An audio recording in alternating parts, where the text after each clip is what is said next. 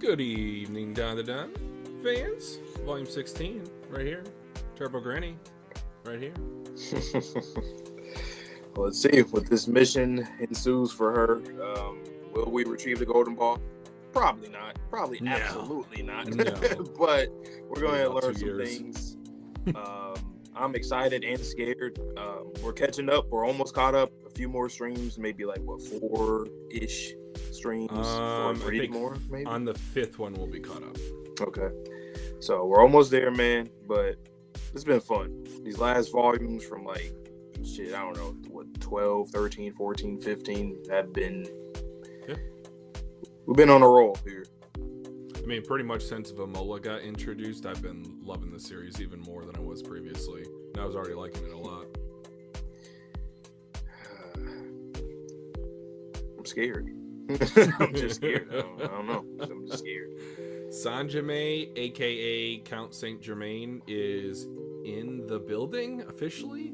He is able to manipulate memories. I don't know if that's a technological power or if that's more so of a spiritual power that he's using. But we think Sanjime is indeed Count Saint Germain. And for whatever reason, there's something off about the way that he talks. It's unsettling. It's like he's human light. I don't know. What did you make of that? He kept saying like nice or nah, just saying stuff like that. I don't know. Maybe he's like losing his humanity since he's like left Earth. Since we're, our theory is that he's from Earth originally. Yep. Maybe he's just kind of out of it, or maybe he is somebody that's, I guess, took over his body. I don't know, but it seems very personal with Turbo Granny, how she reacted to seeing or feeling him or whatever. So I don't know, and maybe she was one of the people that got her memories manipulated by him. So who knows? That could be another can of worms that for their rival, you worm. I mean, we've talked about some sort of like government agency, like the Men in Black. They literally have the beepers that you delete the memories by just a flash of light. What if that did happen to her, and then seeing him again or feeling his aura or whatever again, like reawoken it? Yeah, because that was a really crazy reaction that she had. Like, she was deranged, so eyeballs all over the place. Yeah. So like, maybe wouldn't that be something? Yeah, I just wanted to also take a moment real quick before we get started to appreciate the story of Rin. That was heartfelt. It was somber. It was cathartic once she finally got the pose going in her idol form. And the artwork for the last volume that we read was... I don't know how Tatsu does this weekly. His assistants must be godly. And then my side to it, her wanting to drive over to her, and then that's where the accident happened. She felt bad about it. I'm like, God damn it, why do we have to see that? Like, it just made it feel so much worse knowing that like she wanted to apologize, and then it ended up. I'm like, wow. So, but once again, shout out to Rin. I wonder if she's gonna play. Well, she is gonna play more of a role because she is with the crew, and Mai is a doll now. Guardian spirit turtle thing. What in the Sailor Moon? I'm just now looking at the panel. A turtle person hat? I don't know. How do you describe that? I don't think you can. Well, yeah, we're going to see what kind of charm she has. So, I don't know. What do you think her power-up or her buff might be? Because Turbo Granny, good luck. Do we think it's also good luck for Mai? I think that was some kind of like amplification of power, kind of like the whole insight quirk in My Hero and something like that, or even like Kururu, kind of. Well, not Kururu. Yeah, I forget. Or somewhat like that. Like the power to like influence people in some kind of way, basically. Oh, the power of suggestion? That'd be pretty cool. Yeah. I was thinking more so like trumpet, to where like her music will actually motivate people or be like a status buff to other people. That'd be pretty cool. But I don't really have anything else to say. I think we should just hop into it. Yeah, and I think you're the first one up today, if I'm not mistaken. Mm-hmm. Yep. All right, enjoy. So you guys know the role, or if you're new on the channel, this is what we like to do. One person will read on camera first, while the other one's following along with the camera off. And then there's always usually 2 chapters per volume reaction that we do, where one of us will be reading the chapter while the other one goes away completely, and then we cue them in so they can read it as well. So you can get a really good, authentic reaction from both of us separately. So it's a little fun thing that we like to do. So once again, if you're new though, like the stream and subscribe to your boys. World to 1K. We're getting closer. We're gonna get there this year, but we appreciate all you guys that have been here or who will remain here. I was trying to do like a Count Saint Germain thing. Anyway.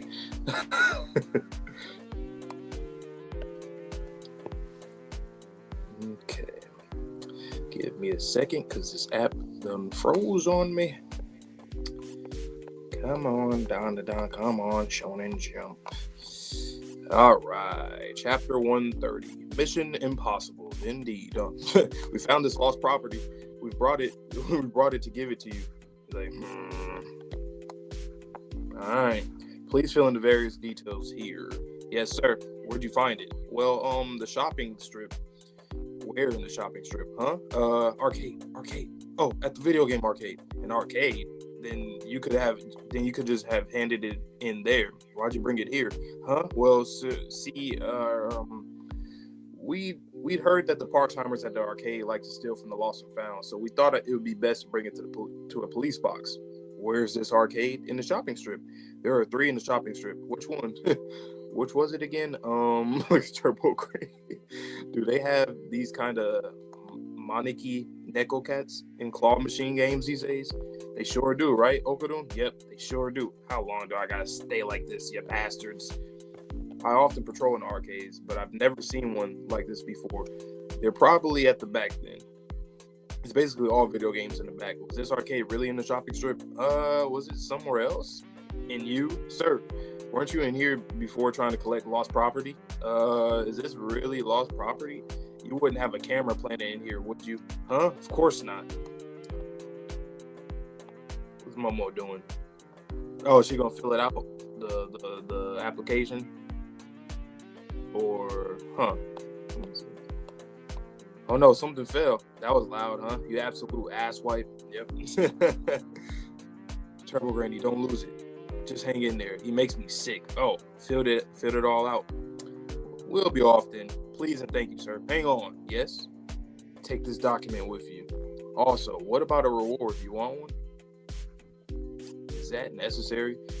We're fine, really. What was up with him? He was super scary. Well, we managed to sneak her in. I think Twitchy, you brought it up last time. I don't know. I'm kind of sus with these police officers, or at least this officer, man. All them questions, and then the fact that Turbo Granny's there by herself. You know, like, I don't know. Things might end up really bad. Well, we managed to sneak her in, but will she be okay? Will she be okay? Turbo Granny. Jeez, I wonder. Anyway, all we can do is have faith and wait. Out on patrol, those with matters needing attention, please use the phone inside. On patrol, Kamago, police box.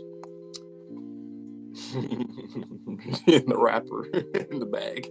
No way is all this worth hard chipples. Wait, no way is all this worth hard chipples. She throws it back.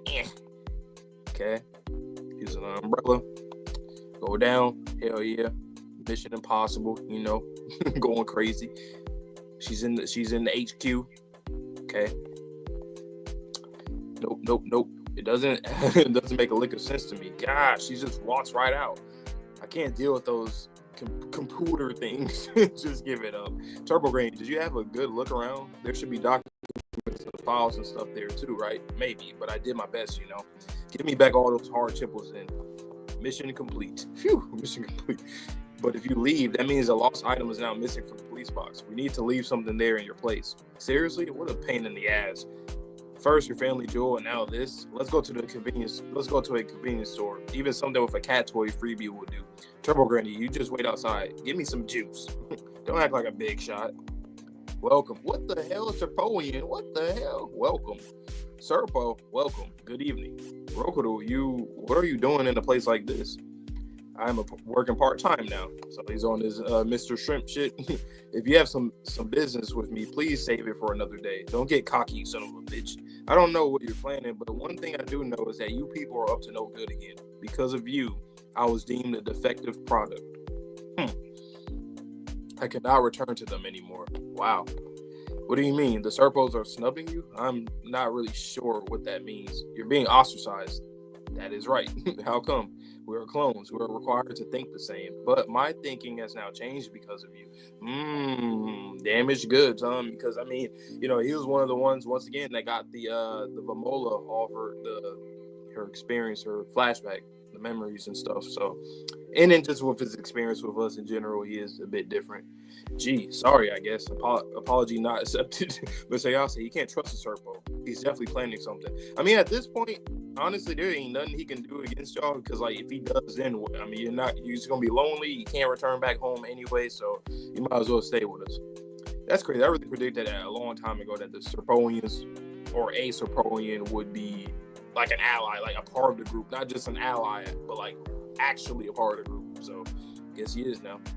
And he has a lot of knowledge, so that's good for us. How well can you share your nanoskin? There's something I'd like you to help us with. All right.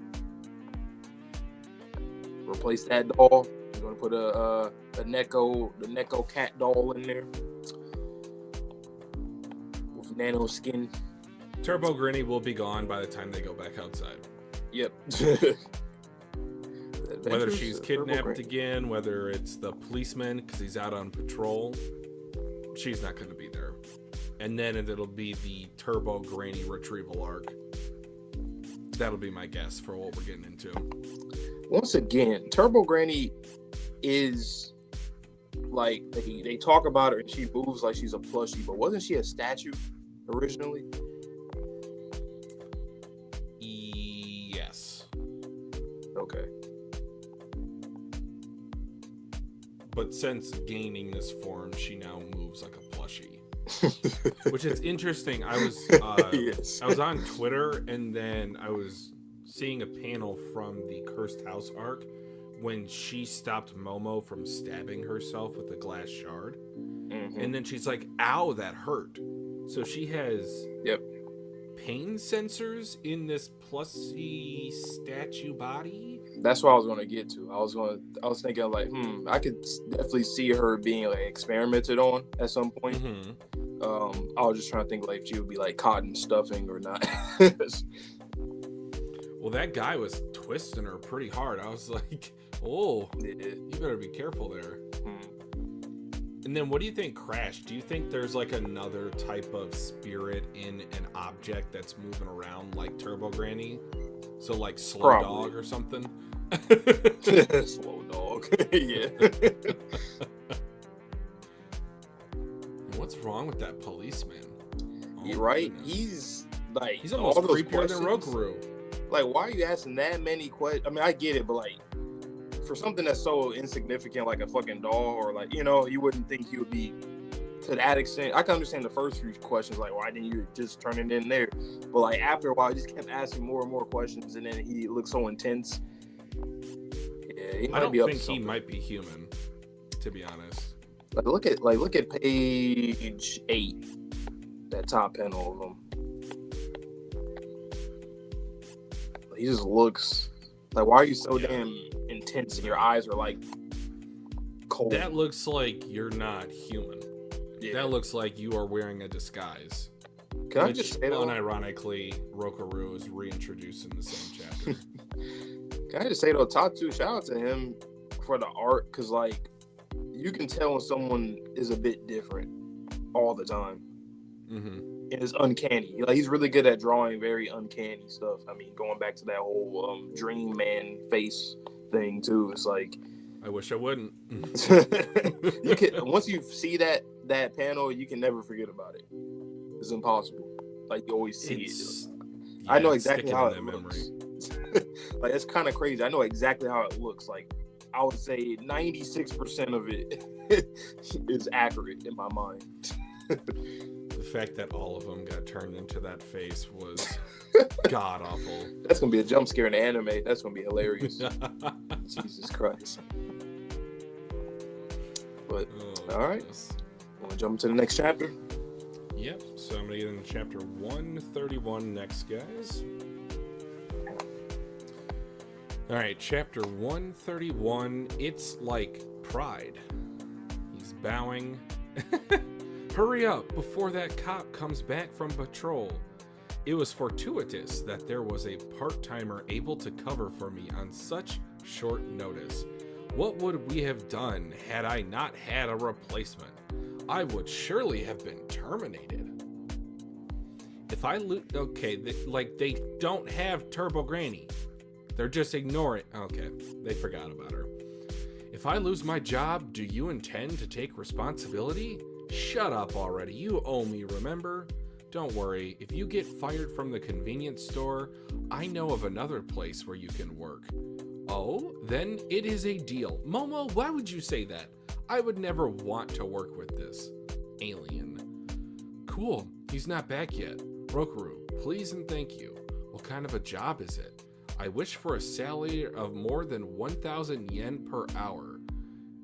Bruh, that's $10 an hour. You should be able to, well, I say should. You should be able to find those all day. What? Okay, he transformed into a police suit. Hang on a second. Can't you change your face? I do not have enough nanoskin. Okay, fine, whatever. Go. You seem to complain a lot. Find out who collected the family jewel. I would like for you to at least tell me the hourly wage, please. Also, leave the cat in there. Alright, there's the cat. Toy thing. Kekemon Kids. Kagoshima and Okinawa editions.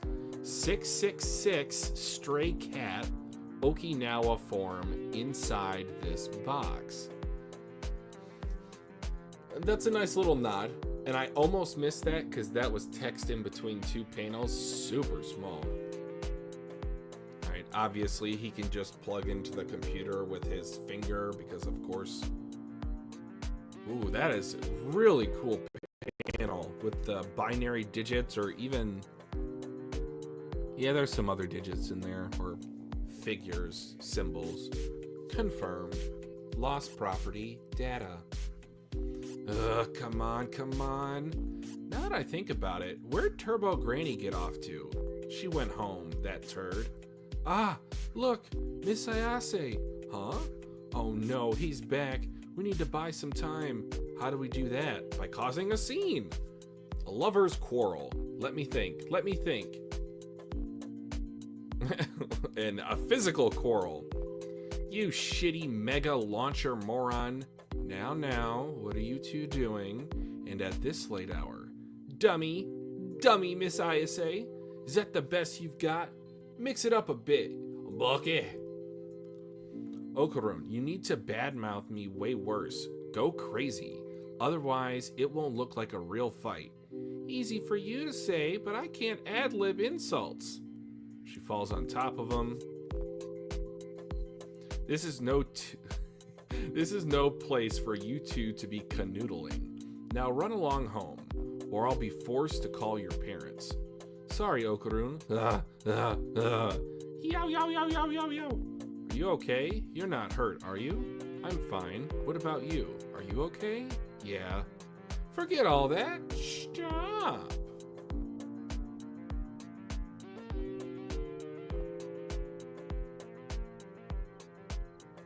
I think they recognize that they're both non-human. Thief! What? He punches him back. Picking a fight with a cop is not recommended. You won't win. No. What is your hourly wage? Low. Oh no! This is like Don Fryer versus Takayama. What the heck does Serpo think he's doing? What do we do? Should I stop them myself? I am from the Kamigoe Station exit police box. The name is Tanaka. What? I needed to check the lost property file here urgently, and that is why I am here. I did call ahead, but you were out on patrol. And once I arrived, the one and only Bega the Demon appeared. And having dabbled in the martial arts myself, I could not help but start a bout. What does that mean? What the hell is he saying? A lie that bad will get exposed immediately. Pick something up. Radio? Yes? Hello? This is Bega at the Kamigoe police box. Thank you for your time. If I could ask you a few questions. I have a Mr. Tanaka here from your police box, and he says he's here to check my lost property data. Yes, I see. Yes. Okay, so he sort of like hypnotized them, I'm guessing. Momo. Oh my god. Yes, I understand. Thank you. Pardon me. I got confirmation. Right this way. It was the lost property data you wish to see. Is that correct? Oh, and also, next time you're looking for a match, please do so at the Station Dojo. This is the weirdest chapter of Dandadan, and I do not say that lightly. What was that? How did you do that? I simply hijacked his phone. I sent the nanoskin from my hat along the ground and connected it to his phone. It was me he was having a conversation with. How did you know about the other police box and that stuff about him? I saw it on his computer earlier. You got all that in a short time? Don't you dare do the same thing to us. More importantly, the person who took the family jewel, Sanjime, I'd bet a lot of money on that, is not far from the school you attend. Oh, okay, well. Oh, okay, Zuma. All right. His name is Unji Zuma. He is a student like you. I know of Zuma's character design. Do I know his backstory? I don't think so, but and he attends Renjaku High School, the delinquent school. Kuma, you got a Kuma shirt. Nice shirt, bro. Delinquent, huh? Guess we needed to add one of those to the crew, because so far nobody else is a delinquent. It was just a bunch of we have the proper nerds, student president. We need a delinquent. We got the otaku. We got Okarun the nerd. Momo's the popular. Well, I would say Ira's more so the popular girl. Momo, I don't know. What would you consider her? Like a female delinquent? Has been. He used to be popular. Oh, now he's just normal. Savage. You're just MC, you know. You're just MC. That's You're all. Normal. Just that. You're normal. Gigi Momo. is just the What'd you say to me? Well, he's the charming sports guy in sports. athlete. He's versatile. He's just the Chad. He's a kinda. comedic relief. Yep. So what's another one that we don't have yet? I guess. I don't know. Like an emo type of. Nah, person, that's the Okarun transform. Well, that's true. Band geek, kind of Rin. She's musically inclined. I don't know. Teacher's pet. That's the only other one I can think of. There's more. Do you know if there's more kids joining the group? I'm gonna spoil it for you. I think Zuma eventually joins the group, if I'm not mistaken. I'm assuming. But other than Zuma, I don't know of anyone else. Honest to God. Which is crazy. If we do meet somebody else, it'll probably be around the time we catch up. Yeah, that'd be pretty cool. Friend or foe, we shall never know. Just kidding. We'll find out next week on Dragon Ball Z. Man, this series really Dead might End. be pretty Okay, damn long. I missed that. As a Undead Unluck reference on that final page. Fuck. That's hilarious. I'm sorry, what'd you say? I was saying, I think this series might end up being pretty long. Because, like, the way I see it, if, say, Count Saint Germain's, like, the first, like, real, true, big bad, and we thinking that he's probably, like, a part of a group, it probably will be pretty long. I'd assume that the group has, like, at least, like, 6-7 members, probably more, like a core member. So if he's like one of a bunch, then Straw Hat-esque. Yeah. So I'd hope so. I don't want it to be like, I'm not going to say it, but something else that we've read on the channel, guys. Big hint. I don't want it to end up like that. I don't think it will, but I don't think so. With Jump, you never know. Yeah, straightforward. I don't know. That police officer is still just weird. For real. Shout out to Rokudo though. He's reliable. He ain't got no home. Next time, come to the police dojo if you want to fight. Oh, I will say there is one thing about this chapter that I was kind of like, eh. This is the first time it was really noticeable. I didn't like the dialogue between Momo and Okarun. It was super generic. True. But, I mean, I guess that was just because... Yeah. It was filler until he showed up. All right, I guess I can hop into the next one then. All right, hopefully you can find out where Turbo Granny is. Right.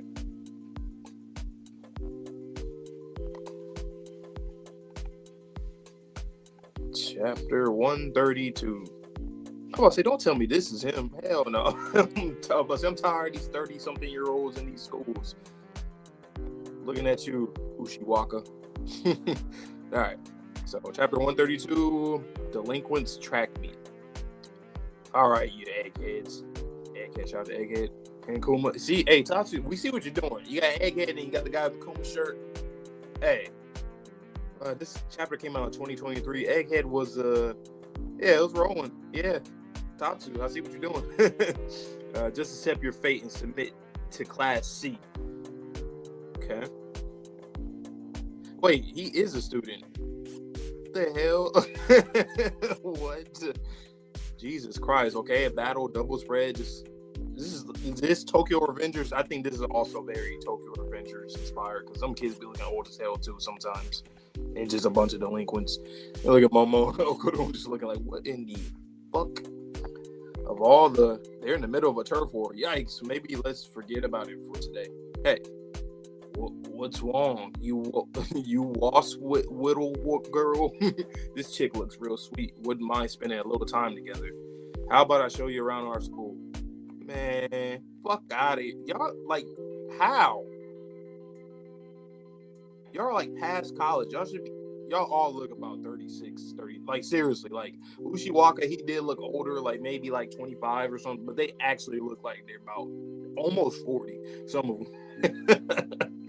How about I show you around our school? Sorry, but we're looking for someone named Unji Zuma. Anybody here know him? Check out this silky hair. How do you dye it? Stop. Don't touch her. You're like, oh, what? Huh?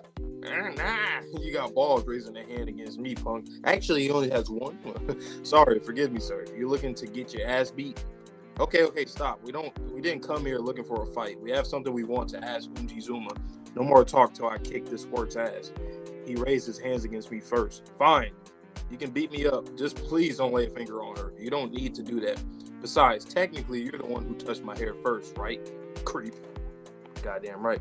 Now, for the third time, bring out Unji Zuma. Huh? So big? This guy is Zuma? Don't tell me this is him, or is this like his bodyguard or something? Why do you look like that?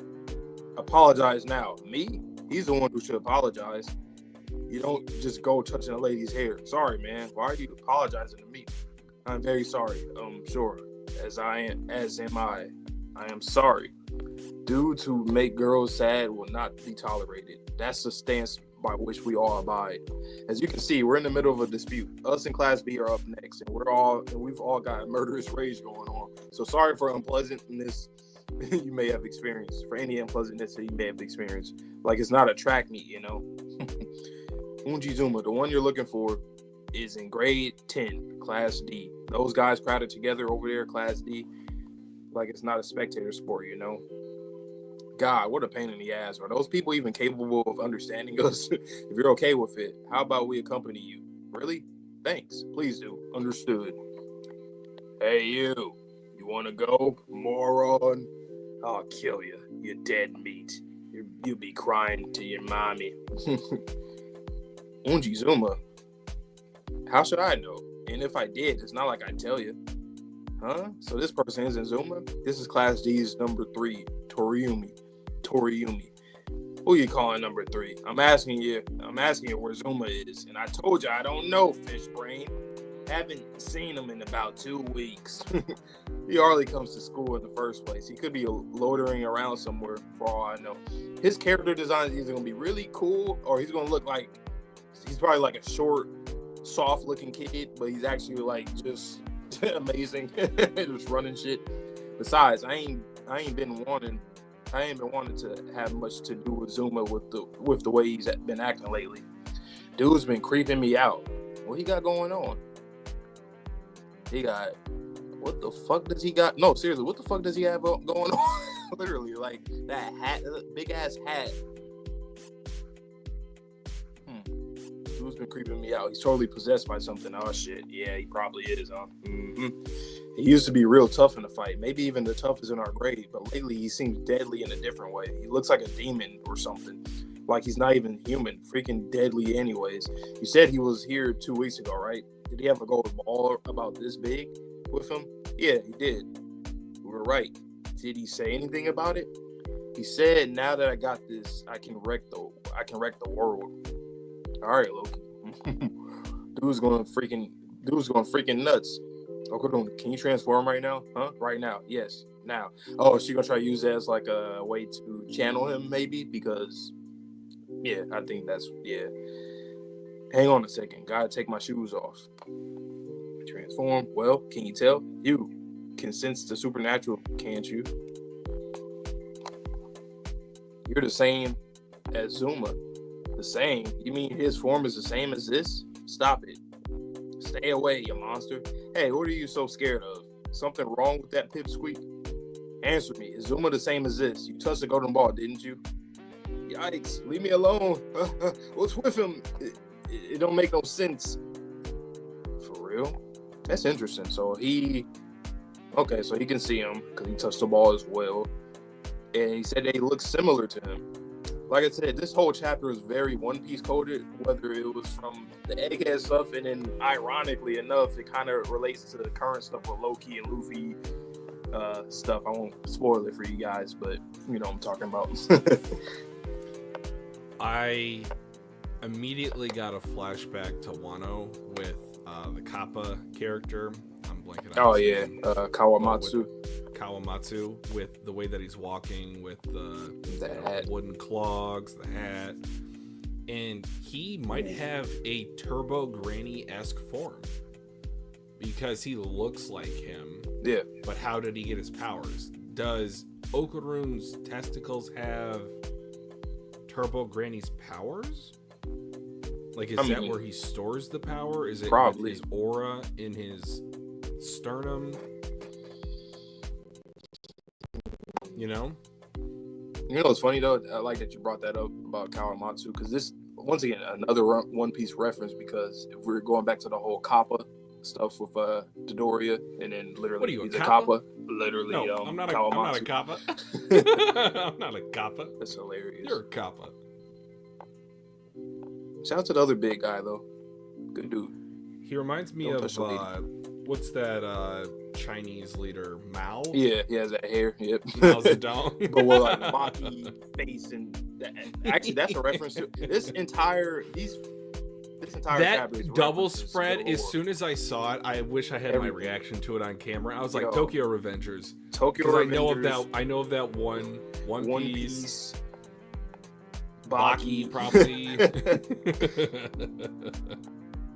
What the hell? What's up with this kid? I don't know, how did that happen? I mean, the Ren situation was it like kind of kickstarted the whole Ombudsman kind of thing. Well, it pretty much was that. I just wonder why now.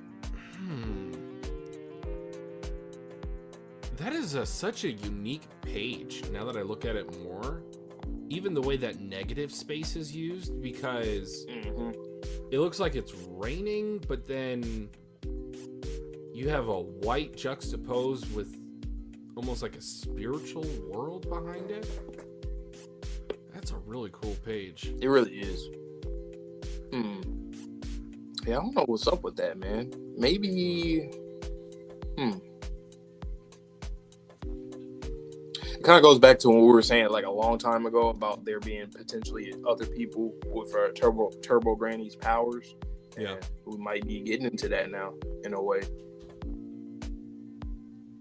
Oh, do you think maybe he picked her up? Because he's been roaming around. Oh. Well, they did say he had to go. Oh, well, yeah, he probably did then. Maybe. Imagine she chooses him as a successor as opposed wouldn't that to be Okarun. crazy? Whoa. You are not worthy of my power, young man. Oh, but I get it, but damn, you serious? I've come to take back your powers for the true champion. That would be pretty crazy. That would be a pretty crazy plot twist. I'm like, really? Like, you don't even think, like, why would you even, like, if that is the case, like, what makes you think that he's more worthy? Well, I guess Maybe he is a fighter. aura. He's a delinquent, so maybe he's only had the power for 2 weeks and he's already faster than what got that Okarun age. is. Probably like GG, just a prodigy, you know. It's just a prodigy.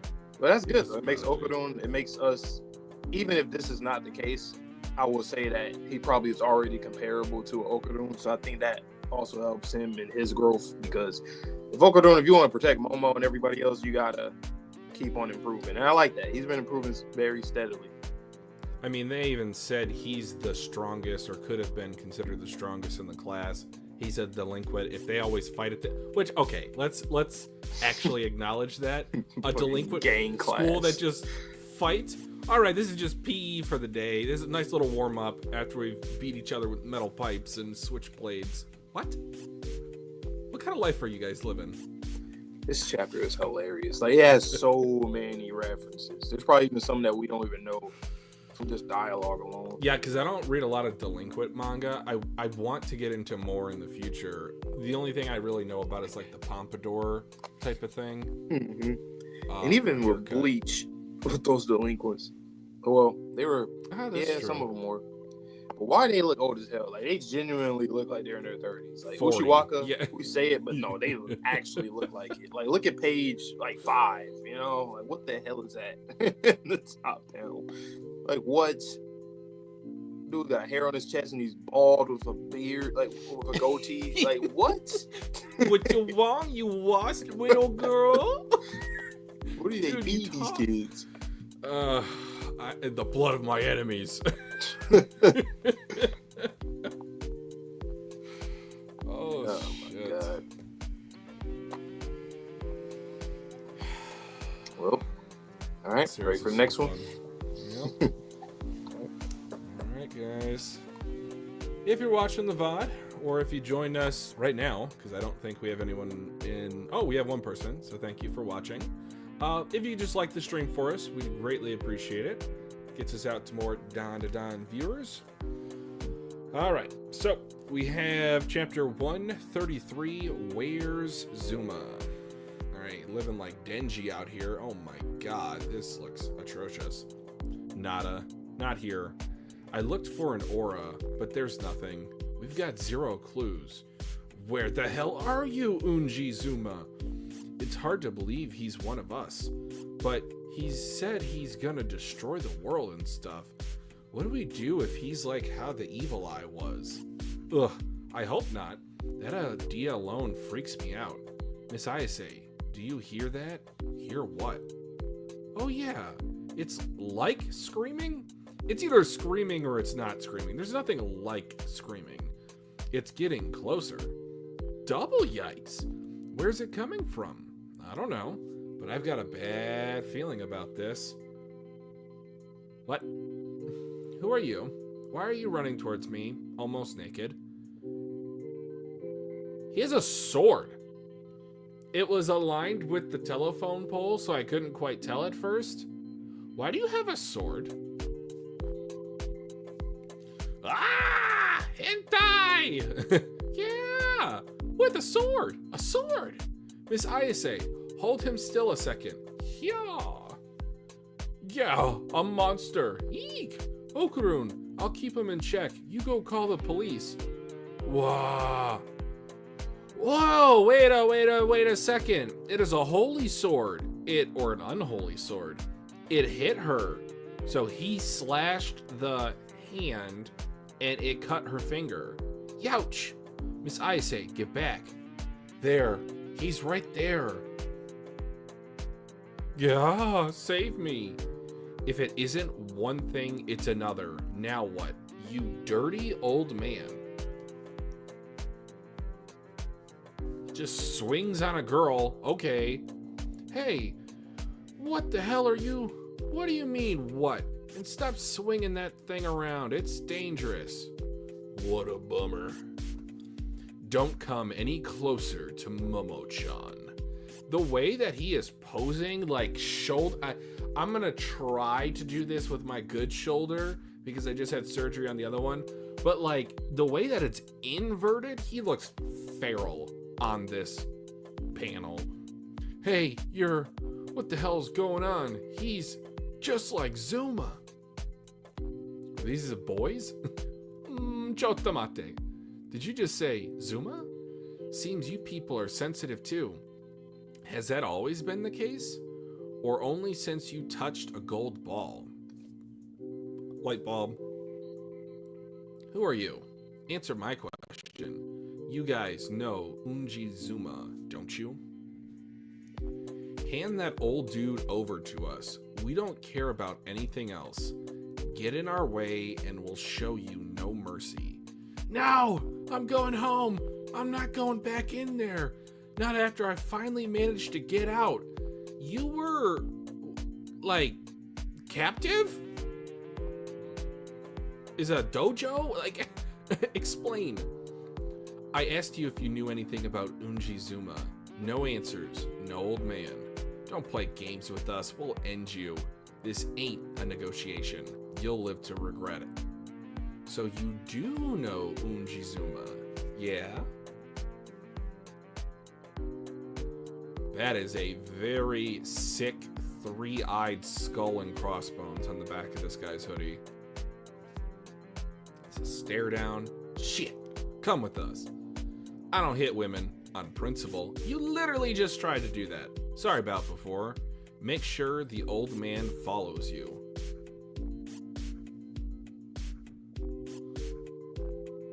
Is this the resistance? What am I reading? He's like Peter Pan, but for the dropouts. Please don't abandon me. Swear you'll protect me. Yeah, quit grabbing at me. We're here. What are you talking about? This wasn't the deal. Inside there. Oh, we're finally getting to this. Zuma's gone inside this diorama looking thing. For Zuma to come out, somebody else has to go in his place. No, I'm not going in there. I had my fill of that living hell. Huh? You were in there in the first place, you old fart.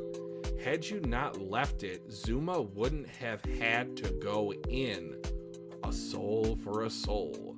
So to get him out, we're gonna toss this old dude back in.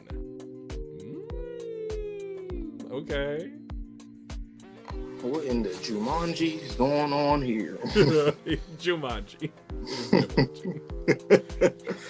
Okay, the Zuma guy is something different, huh? Like, what the hell does he got going on? He sounds like a very unique and interesting character. And we haven't even met him yet. I've got the power. What do you mean you got the power?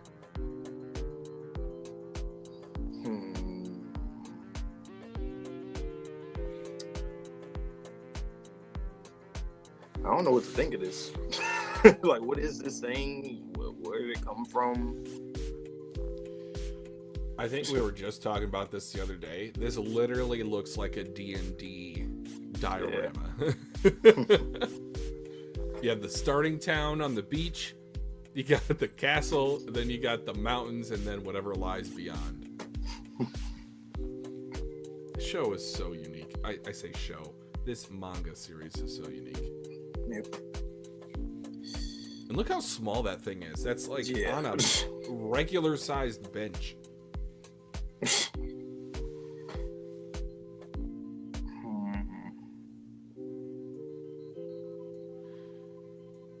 What so how long do you think that old man's been in there? Shit. Years? Honestly, yeah. I feel like he probably been in there since he was like a teenager or something. That's kind of the impression that I get because of, I don't know, like since this arc is associated with delinquents, I just assume that, and like the way that he looks, he's like pretty malnourished. Probably a runaway. Yeah, he has a helmet. Maybe he had that helmet since he was a kid. I don't know. So the malnourishment gave me a different idea once I saw the diorama and you said Jumanji, is that there's like this mad king inside of this play area that is starving the people and maybe has taken control of the diorama for themselves. Once again, we say this pretty much every stream. There's something new with the series. I never thought about this at all. not to this extent. I've got one spoiler, but I don't think it's going to come up till about the middle to end of the arc, so I'll just leave it at that. But yeah, Tatsu, the creativity is always working. That machine in his head is always turning. And he uses references, like he uses inspiration from other series really well too, where it doesn't feel like a cheap rip-off or something like that. So it's always fresh. So we probably won't get this confirmation, even possibly ever, but at least until the end of the arc. How long do you think that this diorama has been in existence? It's probably ancient. At this point, anything that I'm seeing with this kind of sorcery behind it and mystique, I think is old, very old. I don't know how old, but with the transmission systems and stuff. Or do you think it's That's a good point. It could be, because it could be a way for them to like acquire energy or whatever if they trap people in it, and then like very efficient storage. The karma, yeah. So maybe it's probably from an old sorcerer though, or something like that. Let's just go ask Rokaru at the maid cafe. Moe. How much does it pay? Boy, got the answers. It feels like a video. This series does feel like a video game too, where like you go to certain, like say like a merchant or somebody that can like teach you stuff. Yeah, there's like this Lizo tale. I feel like I'm playing Elden Ring.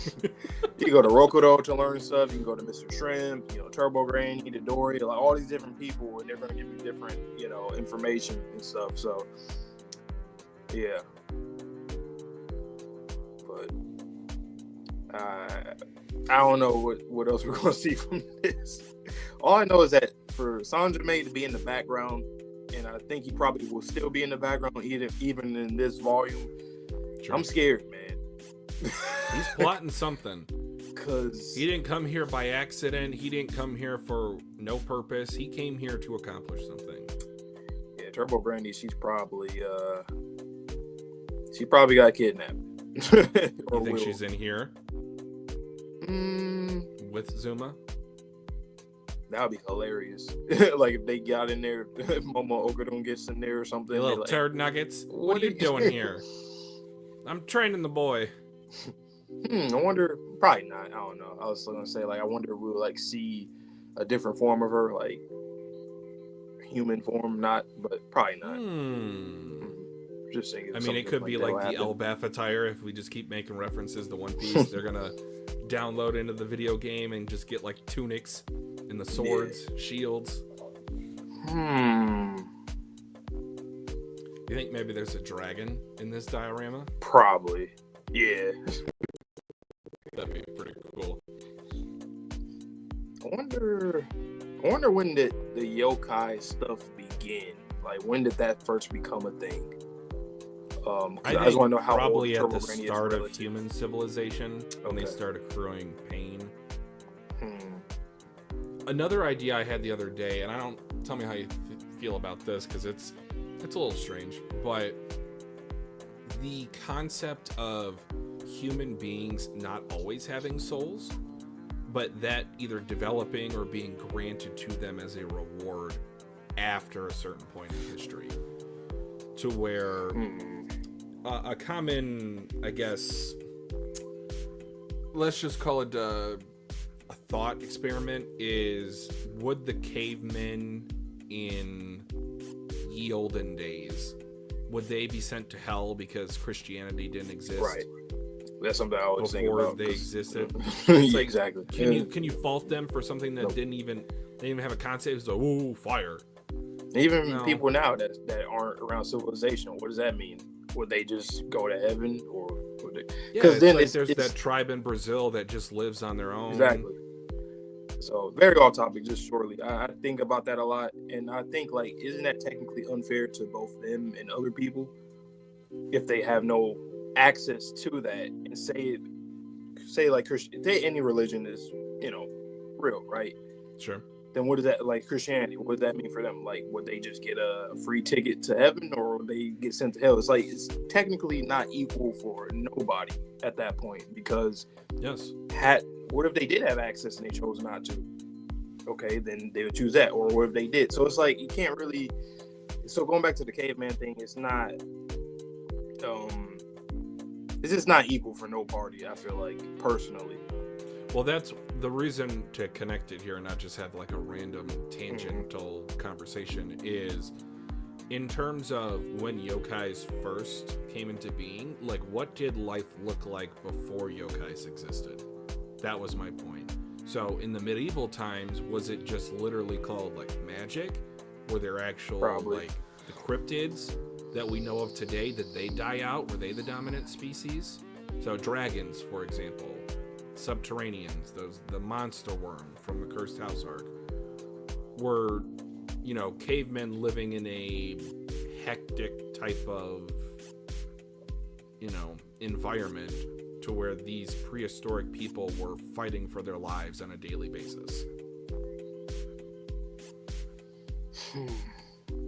I feel like I do think, though, the yokai stuff, it has something to do with that, like, people old, I don't know if, like, they're the deaths of them going to, like, say, like, the whole blood of the land type of thing, if that's like I don't know, like, how could that have started? Maybe it's just a part of evolution, that Earth is like the only mutated planet. Maybe it's like a different kind of planet, where it's like, like in some series where they have like planets that are very like highly tech, where they have like tech wrapped around the entire planet and stuff. And it's like, like a future depiction maybe for this series. And once again, going back to Okarun's theory, right?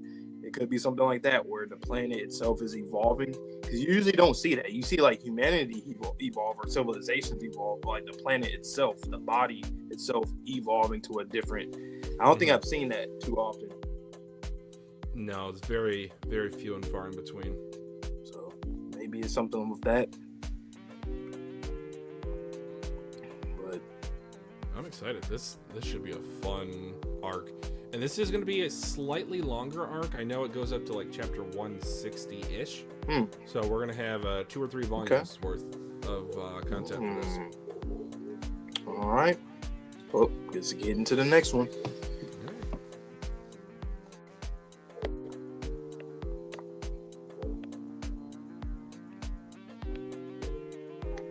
Okay.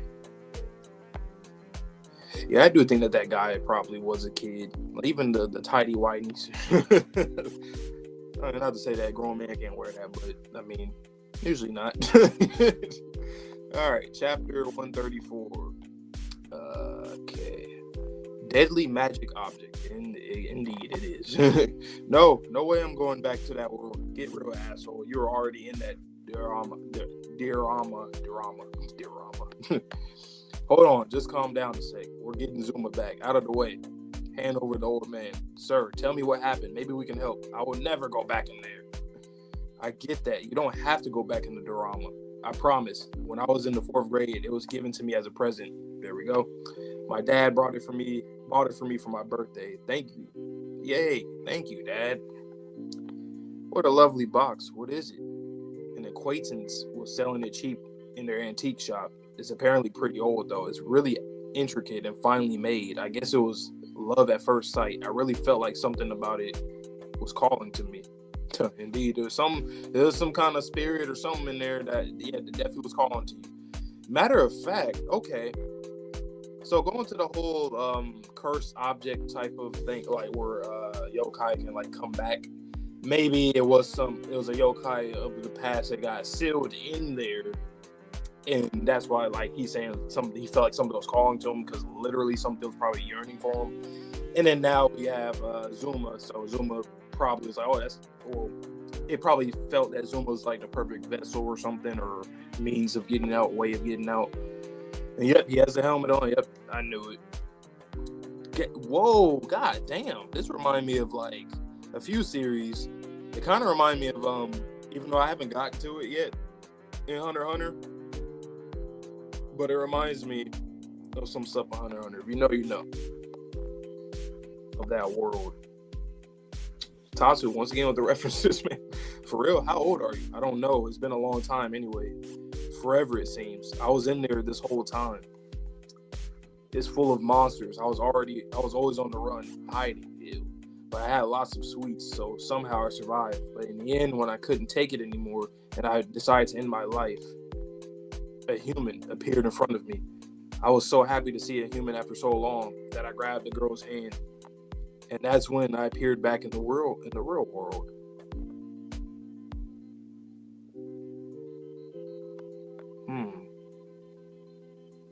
So it's like probably like another girl that ended up getting a gift or something probably, and same thing happened again.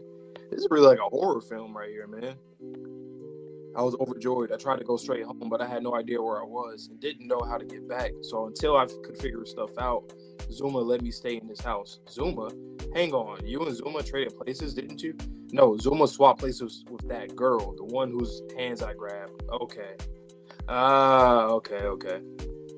Huh? Say what? The first old dude went into the drama, and then me, and then Zuma. What's up?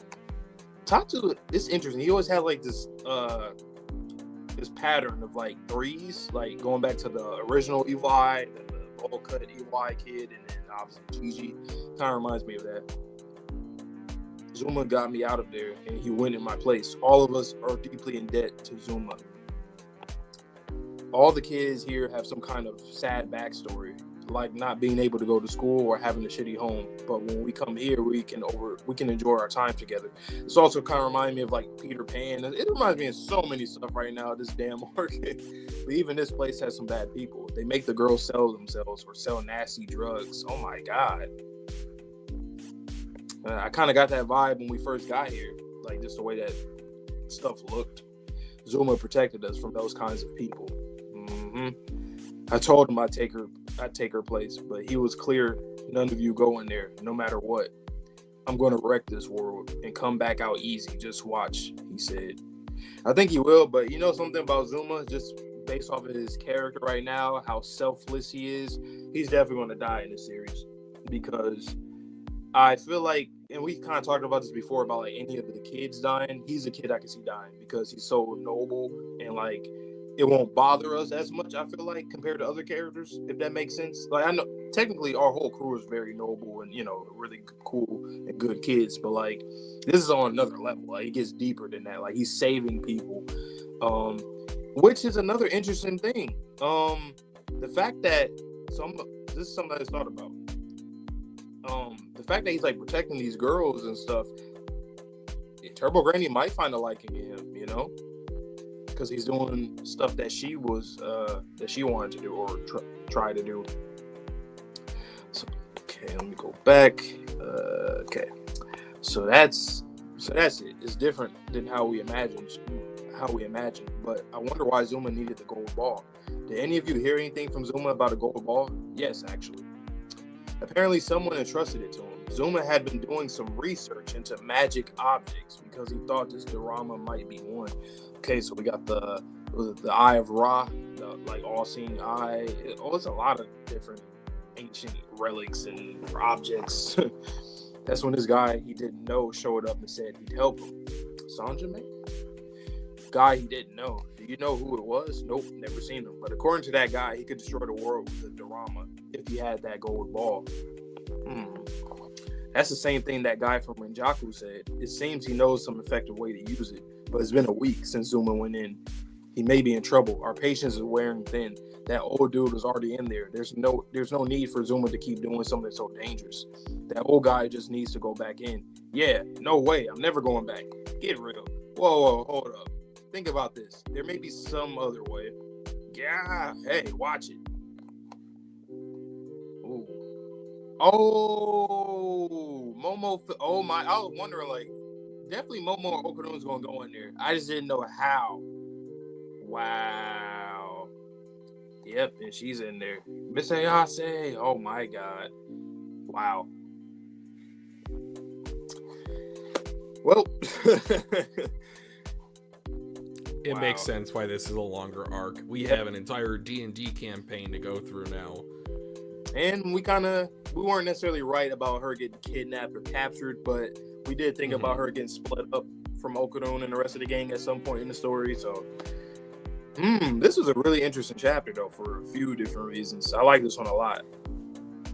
What do you make of the fact that Zuma keeps being silhouetted with that core? Do you think that's Tatsu, pulling an Oda? Or do you think that's how he looks to the people around him? Essentially, is it literal or is it... It could be both, kind of. Because technically some people could see him transform while others can't. So...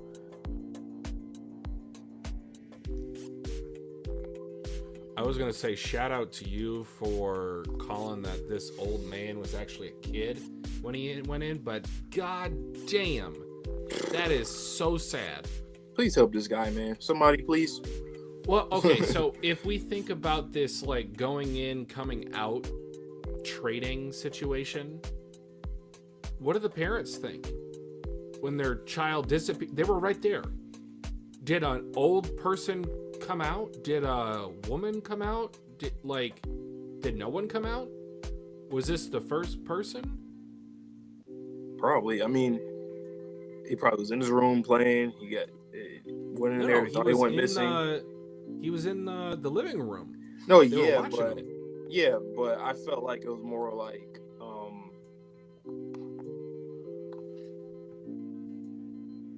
it was just showing him. I don't know. I mean, maybe, but I mean, what the hell can they even do about that though? So I guess they just what do you do? Your kid disappeared right in front of you. You go to the police or something, and then you probably try to find like some kind of medium to try to channel him or something, and then they probably gave up. Page 4. There's a symbol on the front of that thing. Oh yeah. Oh shit. You got horns. It's in a circle. Looks like a demon. Why the hell did you get that for your son? I thought he might like it. Yes, it looks like it's made very intricate. Yes, it looks fine. But really? I understand, like... A friend of mine said it was cheap. Yeah, I was like, it's cheap. But come on, man. The hell?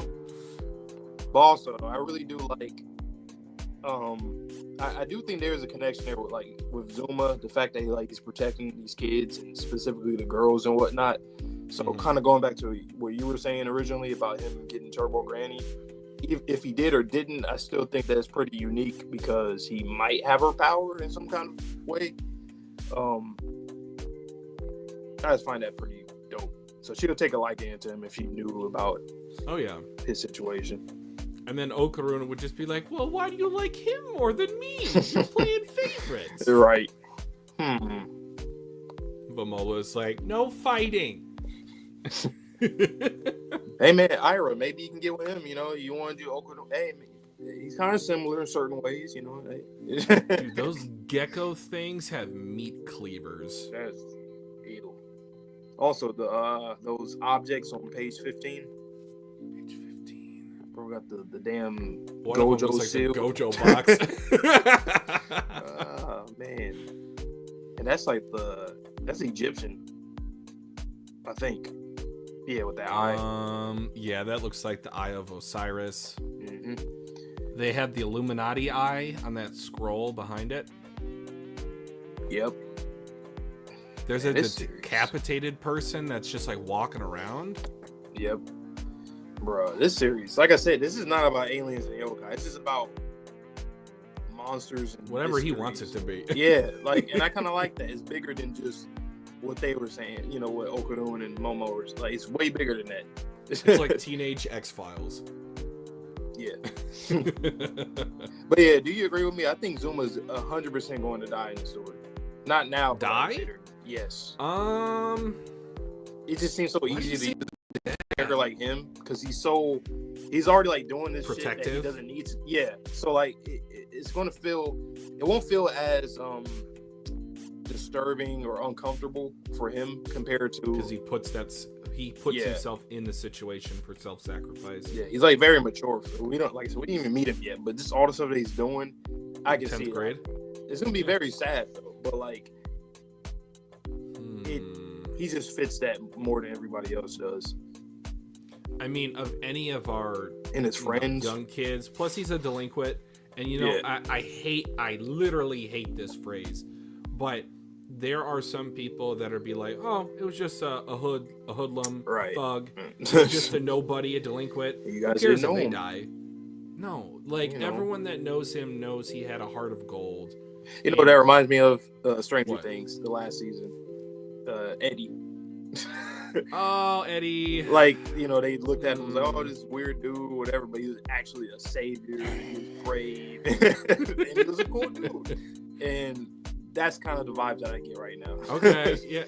Man, and this could also be a reference to Stranger Things, because this whole D&D plotline, the upside down, Eddie dying, man. I really hope Tatsu doesn't. I haven't even met Zuma yet. I was like, I like this guy. Yeah, I really like him already. Like, this is. I know what he looks like. He does look like a traditional delinquent, I'll just say. Okay. But yeah, I'm loving the character building up that we are getting without him even being on screen, which is another cool little technique. You don't see that too often, to where I guess maybe Vegapunk, but that was more so like the legacy of Vegapunk, not his character. And that silhouette, page 15. I mean, first we're probably both thinking like maybe Sanjime, but like, I don't know. It seems like somebody would like. What if it's not? I think it is, but what if it's not? Okay, so let's go on that little hypothetical drive. Who do you think it is if it isn't Sanjime? I mean, so like if somebody that we know, or just like, yeah. Do you think it's someone we know? I'm not sure, but the fact that it said apparently someone entrusted it to him. When you entrust something to somebody, I don't think. I mean, I know this is just how they view it, so it could be like this is actually a person that wants to work for him. But when you say entrust something to somebody, usually it's like a good deed. Like you entrust somebody to continue something or to end something. However, you're getting this random kid into this thing, so it's like, why wouldn't you do that if that's the case? So I get what you're saying, but then they go on to say that's when this guy he didn't know showed up and said he'd help him. Yeah. It sounds like Sanjime, this guy that we don't know, just showed up. For sure. Yeah. I was just trying to think like if it was somebody else, like what other indicators do we have? But Zuma does his own research too, which Sanjime also this whole thing exactly school, because he would entrust him with this item because he is of an occult gathering nature. What the golden ball? Huh? Why are you doing this? Why are you trying to stray away from Turbo Granny and Okarun thing? That's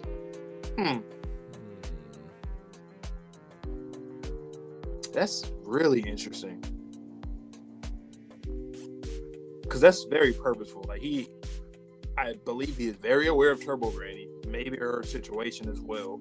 Because you got the ball, you gave it to him. Oh, what am I saying? Zuma disappeared a week ago. There's no way he could have met Turbo Granny. I don't know why I was conflating the two. I mean, do you think maybe she went into the diorama because she felt a presence? Or she encountered Sanjime maybe? Or whoever this mysterious person is? This guy's, I don't know, man. He's moving differently. He is moving differently. And some of this reminds me of JJK too. Somebody in there. Just like, what are you doing? What are you doing in the background, dude? Fair enough. Huh. It's going to backfire on him. Like, he's going to join the group, but like, it's going to be an experience. We're going to come out of this like, oh. Yeah. We've lived a life. Once this does backfire. Okay, so assuming he did get the golden ball, gave it to Zuma, Zuma went in this diorama, what does he get out of it? Exactly. Does he get knowledge of how to trap people inside of an object, or how to imbue an object with this captivity-esque device? And what is it? They said that, I know he said he wants to like rule the world, or like, did they say there was something in there that was already trapped? Or what do you mean? In the game or in the thing? Was there something that was already trapped in there? Like a person or like a yokai or some shit. I don't know. Oh, they were thinking how it operates might have been of a spiritual nature. Right. So it's something he probably wants to get out of it. Oh, he wants to destroy whatever is controlling the world. So my headcanon at the moment, there's a king. If he kills that king, frees the people, anyone that's inside the game or has been stuck in it gets to come out. But I'm saying for Sanjime, though, like, what is he trying to obtain something from it? Because I don't know. I don't think it's just. He could be on his all for one tip. He just wants to see how it plays out, like planting the seed for someone that'll follow him. This is really why I say JJK. You'll see what I mean. If Zuma is able to free his friends or free the people of that world, and then he's like, "Oh, thanks, Sanjime. So what do you want me to do next? I'm a delinquent. I have nothing better to do." He then has a loyal, subservient person. True. Yeah, it's a good way to test out, like, if this guy can be a part of your empire or whatever. He dies. Yeah, so it's like either he passes, he dies, and he uses my right hand or whatever for my pupil, or he could just die and fuck it. Whatever, at least try. Oh well. If he dies, he dies. Whatever. All right, ready for the door react? Yep. All right, guys. So what is going to happen next? As Vontae said earlier, he's going to take off his camera, going to take off his mic. I'm going to react to the chapter. Actually, let me read this one first. All right. You got the last four technically. Oh, first? Okay. Yeah, because remember we had to. Yeah. Sure. Give me 1 sec. All right. So let me finish what he was saying. So you guys know the drill, man. Door react chapters. One of us goes first. Read the chapters so we can get our authentic reaction alone, and then we'll queue another one to come in so that they can react to the chapter as well. This is a fun way for you guys to get both of our reactions to the two best chapters of the volume, because typically we go on, one person goes while the other one follows along, but this time the other one's not following along. So you guys know the drill. All right, chapter 135. Oh, this came out on New Year's, huh? Last year. Okay. We almost caught up, man. We got like a year and some change. All right, chapter 135. She went in and entered it. Yep, she is in there. Miss Ayase. Look at this panel, this double spread. God damn. And the thing is, this place is huge as hell. So like, man, how is she going to, like, I don't know, like, all the people that could possibly be in there. Obviously she's going to meet Zuma, but like, How long will it take? I don't know, man. Is she falling? She got the helmet on. Okay. What are we seeing here? It's a whole bunch of like jewelry and stuff, and cakes and candy, and what the hell? I guess everything that people brought, yeah, like lollipops and shit. She landed on something. Oh my god. Somebody help. God damn. Yeah, it's all these sweets. So yeah, he was not lying. The old man was not lying. The old youngin. I'm gonna call him old youngin. He was not lying. Like all this stuff, man. Whoa. Welcome to Danmanra. Huh? What is this? Danmanra. Okay, what are these symbols? Ooh. Is that like Buddha? I think I see Buddha. I think. Huh. Yo, what's the deal with this thing? This makes zero sense to me. How the hell do I get back from here? Fine, whatever. For now, I'll just look for Zuma. Once I find him, I can ask all the questions.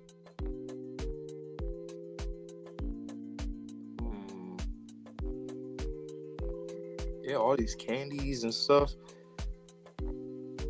What? This is wicked delish. Oh, look at that panel, man. On page 12, that bridge. That's really cool. I like how that looks a lot. Okay, we got shields and swords. And there's a castle. This is just what that old man was carrying. Take that and that. I'm taking this with me. Thanks. But didn't he also say the place was lousy with monsters? Haven't come across any so far. Yuck. Hold on. This is fresh cream. This is depressing. What the hell? Is that a staircase or a wall? A net? What is that? National Border Hill.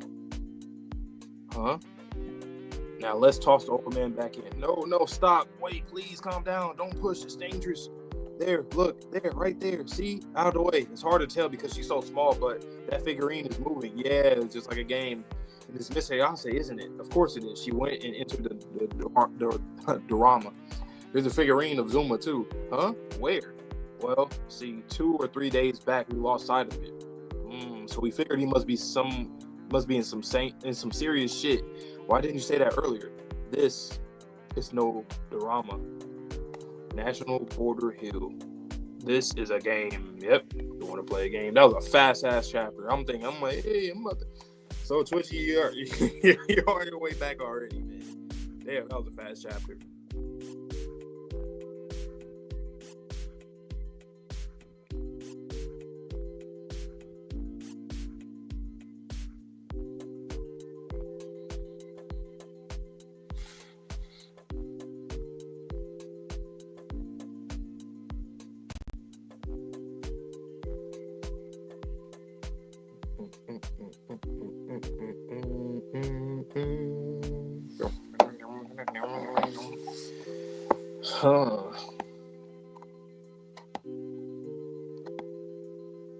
Tatsu's going crazy in the art in this chapter, though, man. Like, seriously. And I think you always have to. When you enter a new place, a new area in a series, I think you have to make it look as immaculate as possible. So, aesthetically, great. Yeah, it was a real fast one. Like, dang, dude, I can't even get a snack. You said you wanted to read this one. It's like, dang. He said, nah, man, what you thought you were doing? You thought you was going to read a lot of dialogue or something. That's it. All right, chapter 135. She went and entered it. Miss Ayase. Oh. Look at this manga panel. That is gorgeous. All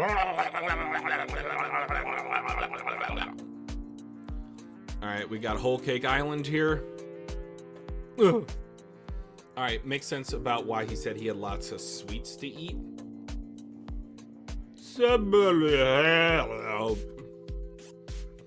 This is Dr. Stone mixed with Whole Cake Island? What is this? This looks delightful. Man, I am in the mood for some donuts right now. Whoa! Welcome to Danmanra. Huh? What is this? Yo, what's the deal with this thing? This makes zero sense to me. Is that Turbo Granny? It kind of looks like Turbo Granny. I'll keep going. How the hell do I get back from here? Fine, whatever. For now, I'll just look for Zuma. Once I find him, I can ask all the questions. Okay, no, that looks more like Hinduism or Buddhism, maybe? Okay, this is just a manga art chapter, apparently. She eats it. What? This is wicked delish. A beautiful bridge. Serenity. She's looking around. Alright, swords and shields. This is just like what that old dude was carrying. Take that and that. I'm taking this with me, thanks. I love how... What's the word I want to use to describe Momo here? Enthusiastic. Let's use that. I love how enthusiastic she is. She's just accepting of this whole adventure that she's on. But didn't he also say that the place was lousy with monsters? Haven't come across any so far. Yeah, because Zuma's killing them all. Yuck. Hold on, this is fresh cream. Ugh, this is depressing. Depressing, you say? Or is she saying that? Okay, she looks up. I was like, does Zuma also talk like Okarun in his spirit form? That'd be hilarious. Whoa. National Border Hill. Other phrases I can't read. Huh? Now let's toss the old man back in. No, stop. Wait, please. Calm down. Don't push. It's dangerous. There, look. There. Right there. See? Out of the way. It's hard to tell because she's so small, but that figurine is moving. And it's Miss Ayase, isn't it? Of course it is. She went and entered the diorama. There's a figurine of Zuma too. Huh? Where? Well, see, 2 or 3 days back, we lost sight of it. So we figured he must be in some serious shit. Why didn't you say that earlier? This is no diorama. Is it a game board? It looks kind of like segmented at the top of page 19. This is a game. No, it's funny. This whole time, though, I've been saying it's a game. Like, I mean, I know. You said Jumanji. It's Jumanji. But That's I will fun. say that first page when she's falling down, I'm like, damn. Like, of course, I already knew that the place was huge, but I'm like, shit. I can see why it's long. It's a long arc then, because it's an expansive world inside of this box. Have you ever watched Rick and Morty? I think you said you've watched some. Yeah. Did you ever watch the episode with Beth's backstory? So Rick's daughter. No. Do you mind if I tell you? Sure. Very reminiscent to this world. He made a play path or play pin. Play pen? Play pen. Play pen. He made a play pen of edible molecules that she could go in and have fun with because she couldn't make friends in the real world. There was something just wrong with her mentally. And he made it so you couldn't drown. You could breathe underwater. It was like cola. It was made of like sweets, nutrients. It was literally like a candy world that he made her access to. And the dark story that was associated with this was that the kid across the street went missing, and they thought maybe he had been kidnapped or killed, and they thought the parents did it. ended up, she trapped him inside of this candy world, and he was living for 20 plus years. He had like a beard. He had populated the world with the candy creatures and his own DNA. It was dark. It was definitely Rick and Morty, classic Rick and Morty. It's one of my least favorite episodes. It's just a little bit too weird for my taste, but yeah, it reminds me of this. Like, everything's edible. She took no fall damage from coming down from the sky. So the creator of the game, this is also very dark because they're literally, it seems like it's catered towards children. Children like sweets. I'm not saying that adults don't. We all like sweets, but children most definitely. It's a game. Kids mostly play games a lot too. We can play games, but it's kids. It's like it's for the kids. So, do you think people can actually die in it? Because that guy was hiding for a while. He grew up. I feel like maybe, or it might have been corrupted. So at first it might not have been, but then maybe a yokai introduced itself and fear spread. Unless maybe since they said that Zuma, he might have like went further because they can't see him on the board anymore. So maybe it just gets tougher and tougher the further you get. So the other kid, he probably just didn't get, too far into the realm or whatever. So he was pretty safe because it might be way different. Like that food that they're eating there with the sweets is going to turn into fucking garbage and bullshit once the further and further you get. You might have to actually kill something to eat it at that point. So it's probably going to be one of those kind of things. But all I know is that once we get introduced to Zuma, he's going to be sitting down looking badass, or he's going to, like, I don't know, slay some dragons, something. He's going to do something with blood around him or something. Just sitting. He aura farming, as the kids say. Yep, exactly. I'm not gonna lie, this series, Tatsu, what you got against children, man? I feel like kids go through the most in this damn series. Whether you're going to Levi, whether our cast of characters. A very common theory that we are shaped by childhood trauma. That is who we are as people. Yep. I get it. Like, and then, once we get into Turbo Granny and Dodori, I'm sure the trauma is probably when they were children, or at least started at that point. But Sanjime, man, what are you doing? Massacring this world. There is no one there. Count Saint Germain, what is his goal? Like, what are you doing? Like, he could either just be just this sadistic dickhead, or there's something much more. It can be anything at this point. Do you think he's genuinely just curious? Like he's a Cosmos version of a philosopher? That's funny. Once again, think about the world. That's why I kept saying JJK is. Okay. There's somebody in there that's like that. That's all I'll say. Fair. It could be that. Whether that works for an antagonist depends. Depends how far you take it.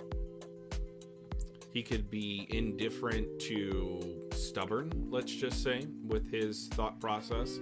Like, no one's going to stop me from obtaining information, knowledge. Or what happens. I'll just, give this kid a random spiritual energy ball. He seems like he could use it.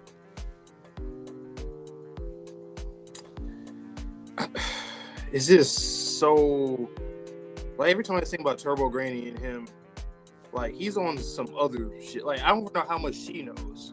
Like, we know she knows a lot more than we thought she should. Kinda. Like, about the void. Like, how do you know about the void if you lose the memories of those people, would you know about it? Or did somebody warn you about it? And you knew about that to that extent? But how did they know if... Exactly. Like, what came first, the chicken or the egg? It's like what you clan can't of people know... are you from? Is she from, like, people like of O'Hara? Something similar like that? Where they're just knowers and, archaeologists and stuff and researchers? Maybe. And then she just... I don't know. Something happened with her people, or, turned into human karma. Maybe Sanjime was just so... curious and he made a mistake, and now he's just kind of living that out.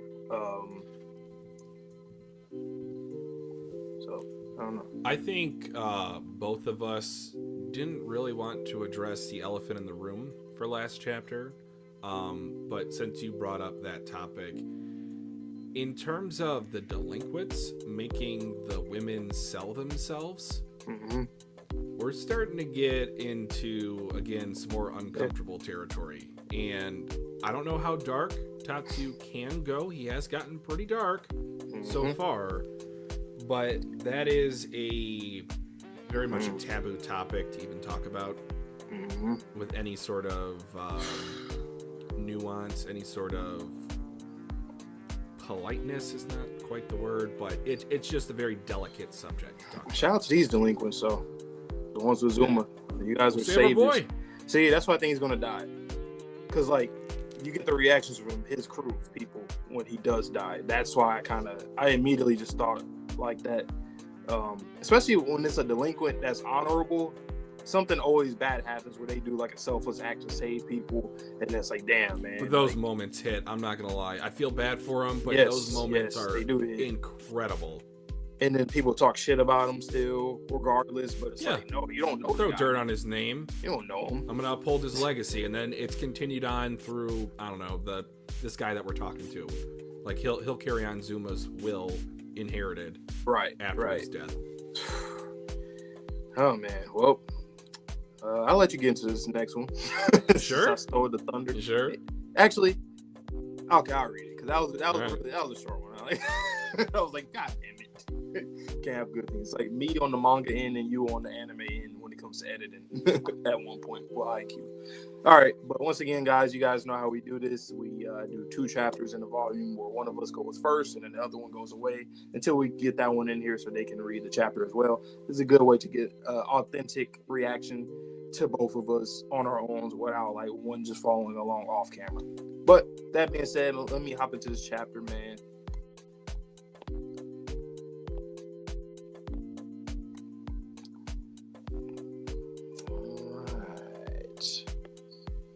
Okay, chapter 136. Oops, come on. Come on, app, come on. All right, chapter 136. It's like a board game. A game? Look, doesn't that patterning of the ground look like squares on a board game? And when it comes to games, there's a way to finish. Exactly. Maybe if she can finish the game.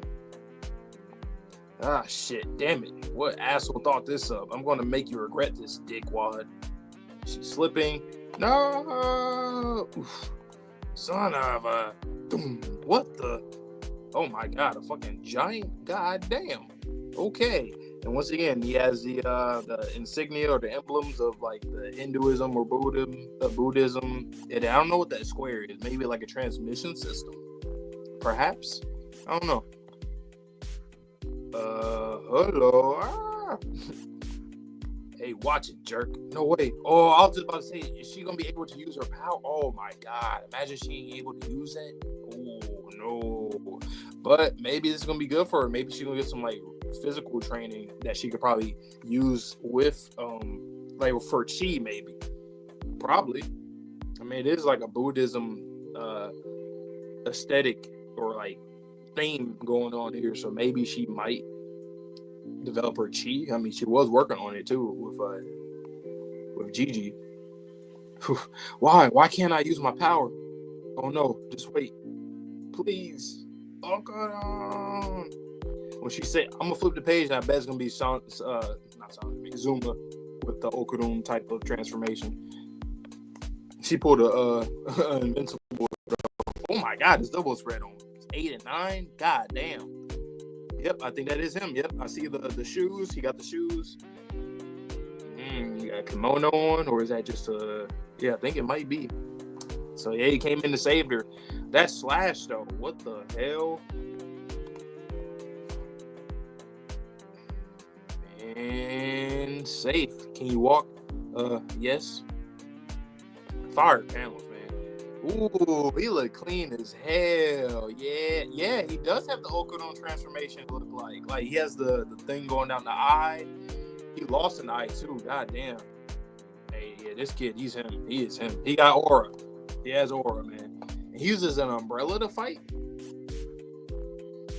That is interesting. Remember? Okay, I'm gonna bring that up with Twitchy too. I gotta remember.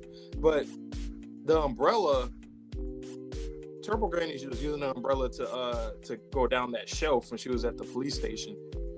Wow, that's interesting. This also reminds me of Gachiakuta, by the way. If you know, you know. If you know, you know. Wow, yo, Tatsu going crazy. Look at that. Look at this double sprint. God damn, holy. That boy fast. Yeah.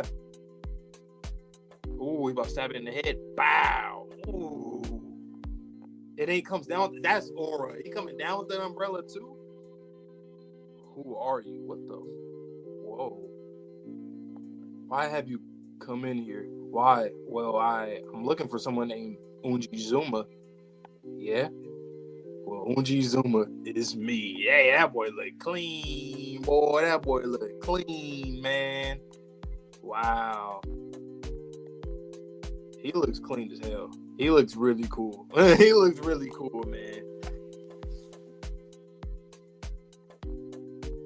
All right, man. Twitchy in here.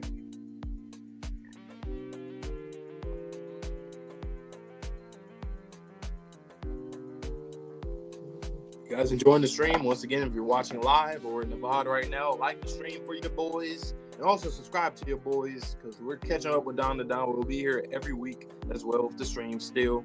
And so much other content on the channel. Haikyuu. We still got Invincible Season 3, Episode 8 that's going to be dropping. And a lot of stuff from Spring, Fire Force, Vigilante, My Hero Academia Vigilantes, summer stuff, Squid Game, Gachiakuta. Obviously, Dandadan anime will be back, and we got more stuff throughout the year. So roll to 1K once again.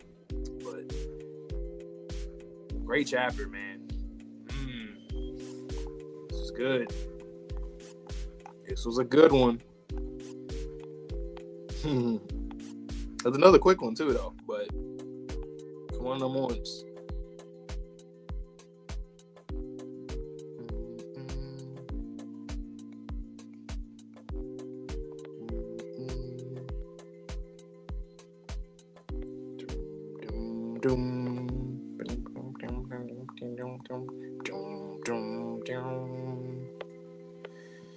Yeah, damn, that's really cool.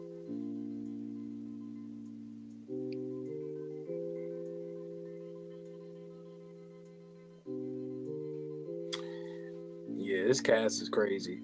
I'm just saying, this cast of characters, man, really good. I can't wait till we start doing tier lists with Dandadan. It's gonna be a tough one. We might, a lot of them is gonna be definitely towards the top, though. Man.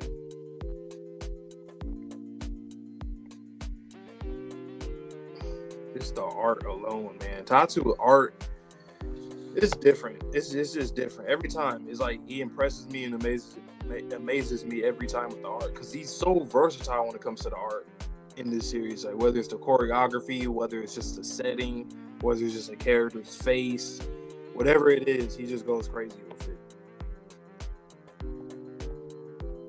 And everything is so clear to see. It's easy to follow. It's always been good, man.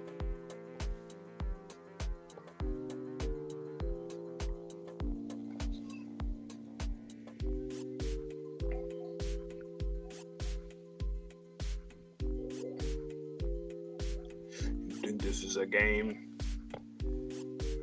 And, it's pretty ironic because we got Squid Game coming back same month that Dandadan's gonna come back, which is about games, man. Squid Game and this drama. It's a game as well, man. Quite a game.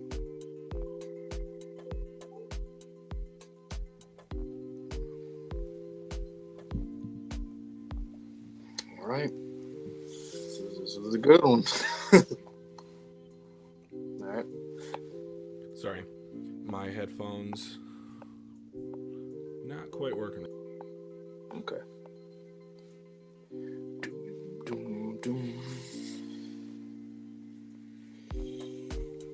Whew. There we go. You hear me? Yep. This was a good one, man. This was a good one. Oh, yeah? All right. Yep.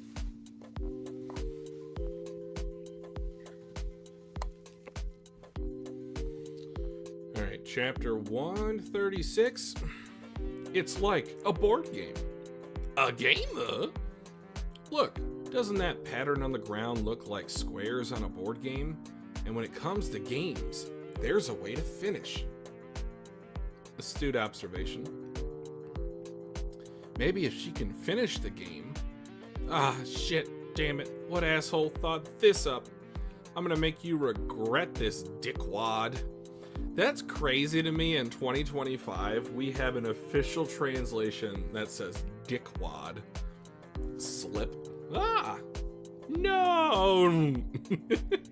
Son of a thum. What the? Whoa! That is a cool design. You better hurry, Momo. Hello. Shield bash. Hey, watch it, jerk. No way. Hold on. Oh, she doesn't have her powers. So does Zuma have his powers? Huff, huff. Why? Why can't I use my power? Oh no, just wait. Please. Okarun! Oh, goodness gracious. Cape Savior? I think so. Yeah, Cape Savior. Alright. She got Princess carried. That's Okarun's. That's Okarun's job. What are those? Something were thrown. They kind of look like, what's it called? Pillage sticks? Pillaging sticks? I'll keep moving on. Can you walk? Yes. Okay. Welcome, Zuma. That is such a clean design. Whew. I just want to appreciate that for a moment. The eyeball, it's like a scouter. Does look like the jagged teeth like Okarun, and then obviously the two, I guess you can call them facial or like eye markings. Jabs forward, he jabs forward. Pinpoint impact, click. Boom! All right, he's got an umbrella weapon, and that thing disintegrates. Holy! He's got another one. Running forward like Okarun. I'm kind of like... I'm conflicted. Let's just say. I like how cool he is, but it's just like, that's Okarun's power. You can't use that. All right, gonna go down straight to the head. Click. Boom! And he comes down on a little umbrella. Who are you? Why have you come in here? Why? Well, I'm looking for someone named Unji Zuma. Yeah? Well, Unji Zuma is me. I love that design. That is so cool. Yeah, it looks real cool. Well, two things. Well, one thing. The umbrella. In this volume, we seen Turbo Granny use an umbrella when she was on the shelf to like kind of glide down. Oh, you're right. I forgot about that. Well done. Foreshadowing. Also, you know, I always say this all the time. We need a double lariat in here with Okarun and Zuma. You know, we need a quick, speedy double lariat. That's what they're gonna do a race. I just wonder how this is gonna go. That's why I think he probably will end up dying too. That's just adding on to the death because it's like it's two people with the same power. I'm not saying that can't. You know, happen, it'd be pretty like, cool if he stuck around and then developed something with Evil Eye in terms of a friendship. So they could talk about, oh, you remind me of that guy, my master, my Shisho.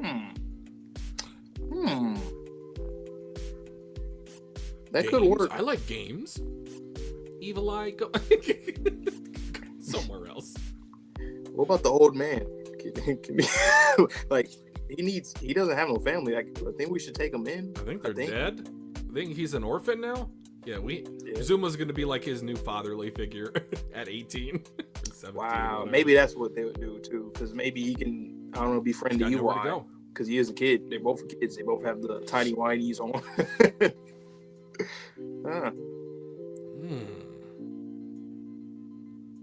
What kind of is okay? So a couple of things.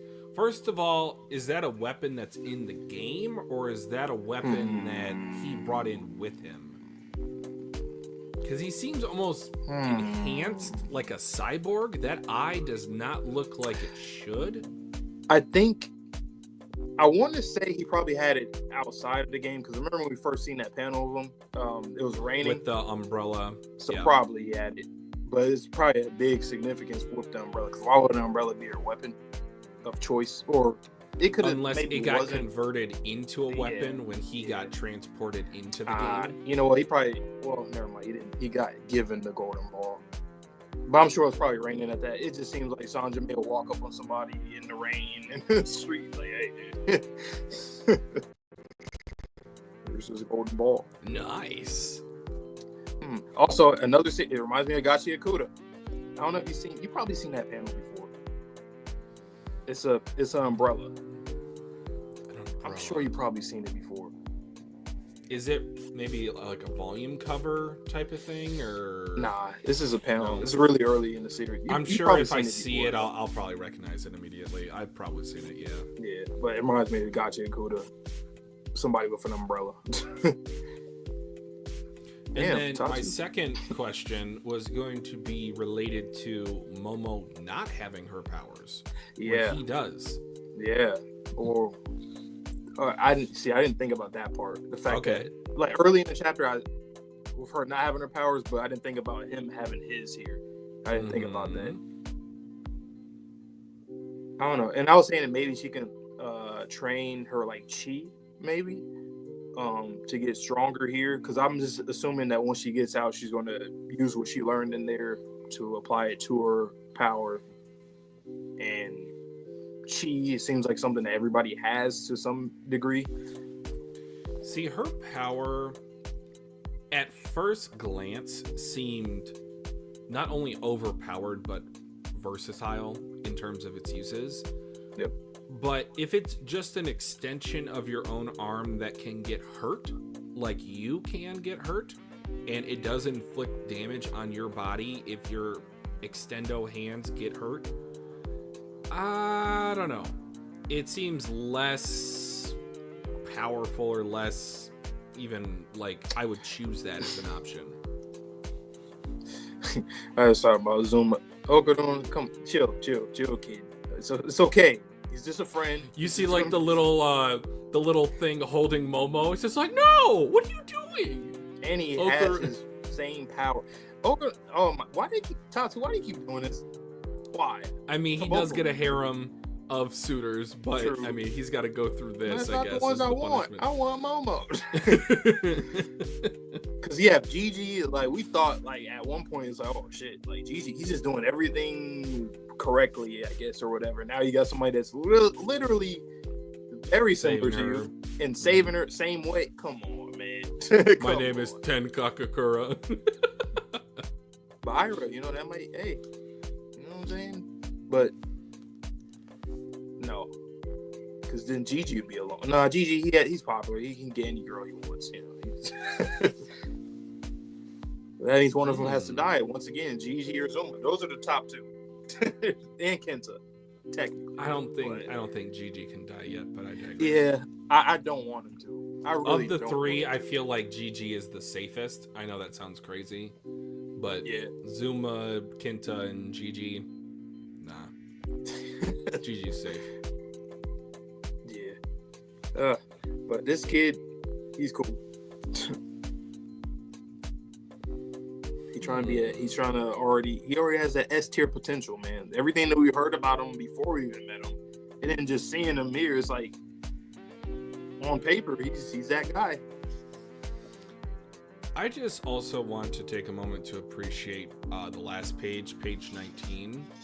There's something about the way that Tatsu draws figures of people. Mm-hmm. It invokes a sense of feeling. So, how do I describe this? When Oda does a character reveal for the first time, when he wants to do a true character reveal, he's a master at it. The positions that they're in, the camera angle that they're in. I feel like Tatsu is always drawing people at a slight angle. Yep. Mm-hmm. And seeing that as like a straight on view, it's like we kind of tilt our heads a little bit. Like, oh, who's this person? Somebody else does that too. Another mangaka. I'm trying to think who does that. You said Oda. Well, similar type of feel. But there's somebody else that does that too. I don't know.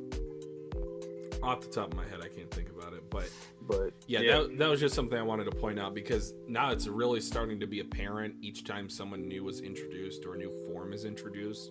Yep. The poses or the camera angle that's shown is incredible. Zuma, I can't wait to see his backstory though, because I know that's going to probably be something else. I think it's pretty sad. I don't think I know what it is though, thankfully. And then Turbo Granny, I just really want to know how she would interact with him. I feel like she would immediately take a liking into him. It could be a gag, which would be pretty funny if she's like she favors him but doesn't favor Okarun that much, even though she's been with him for a while. But I don't know. Her power, once again, is really unique, because this is the only case that we've seen this even happen, where there's two people that are like her vessel, even though she's not hosting the body, or she's not, possessing the body. So I don't know. Will we see another evil eye? I don't know. It seems like this is going to be the object situation, so I don't think that would happen, but it could happen maybe. Well, it could be an older evil eye, because our evil eye is a child, or merged with a child. True. I guess I'm looking at like the symbiote. Yeah, kind of. Carnage. Yep. Maybe there's a null evil eye out there. The king of Spider-Man. It's a Spider-Man. But dope chapter, man. Getting to the next one. Second to last. Easy. Look at his calf. So he's in his shin. He is built. So he's pretty well built. Yeah, Okarun, you gotta train, my boy. You gotta train. You just have to at this point. You don't have a weapon. I'm not saying you need one, but like he has a weapon. Like, come on, man. He's been doing things even before he had this power. And he can fight. That Zuma dude is the title. All right, chapter 137. You're Unji Zuma? What did you want to meet me for? Huh? Oh, you've got a gold ball, right? He's like, It belongs to a friend of mine. Give it back.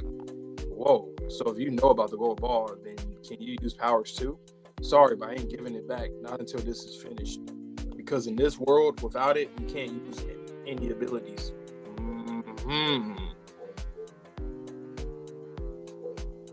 So I wonder if she's going to pick up something in the world that might give her an ability. That would be interesting. That's the deal. So that's why you want it? What? You didn't know? But who told you all of that? Some guy I don't know. He knew a ton about magic objects. I was reading about them at the library when bro suddenly appeared and started talking like me. What did he look like? Don't know. When I try to remember his face, it's like my head goes all fuzzy. Somehow he knew what I was racking my brain about, and that I have powers. Yo, Count Saint Germain is an insane individual. I don't know how we deal with him. He's gonna ruin our whole world, like with this fucking memory manipulation. Someone that we know, or a few characters, might get incredibly manipulated by him, and it might end up being Momo or Okarun. I can see it being one of those two, or Dodoria or Turbo Granny. Like out of those characters, the more like integral, important characters, it might be one of those for sure. I just noticed he had hair on his chin too. Yeah, all you delinquents, why y'all all just got facial hair and stuff, man? In any case, I went to a police box with him and retrieved the gold ball. For some reason, the cops weren't suspicious of me at all. Anyway, that's when he told me about it, and he said if I didn't take it with me when I entered the Dorama, that I wouldn't be able to use my powers once inside.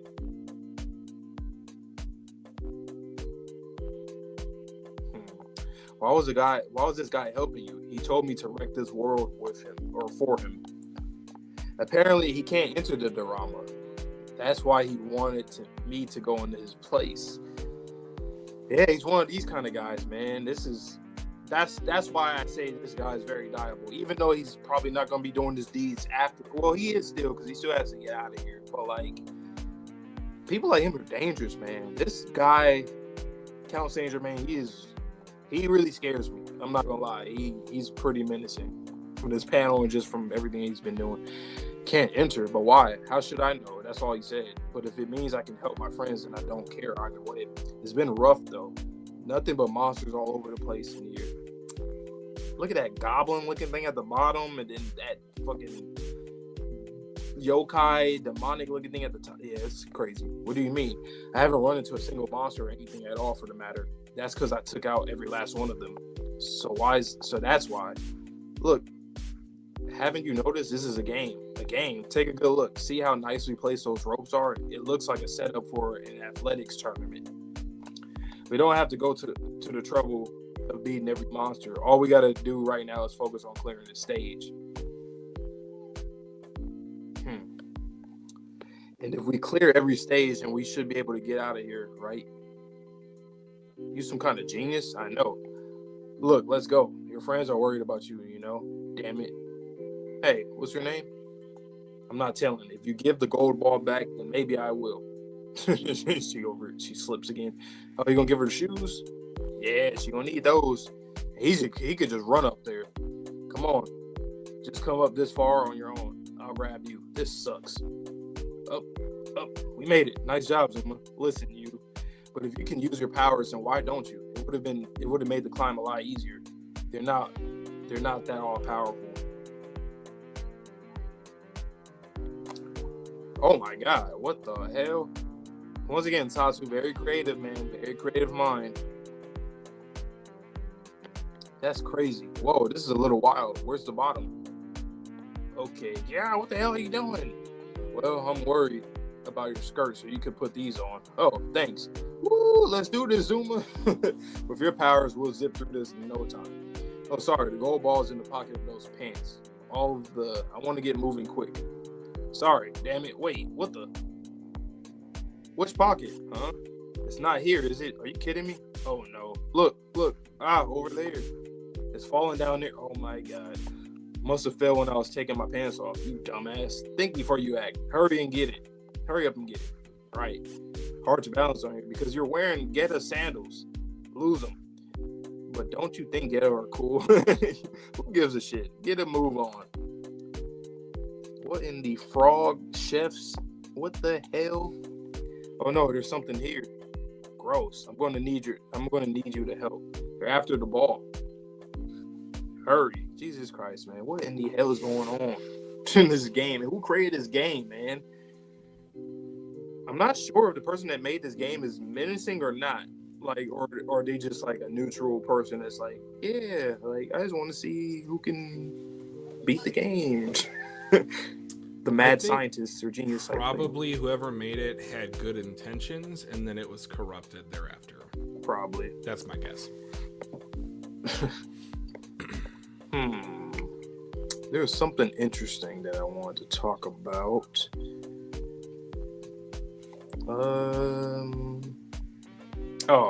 Pretty much about Count Saint Germain.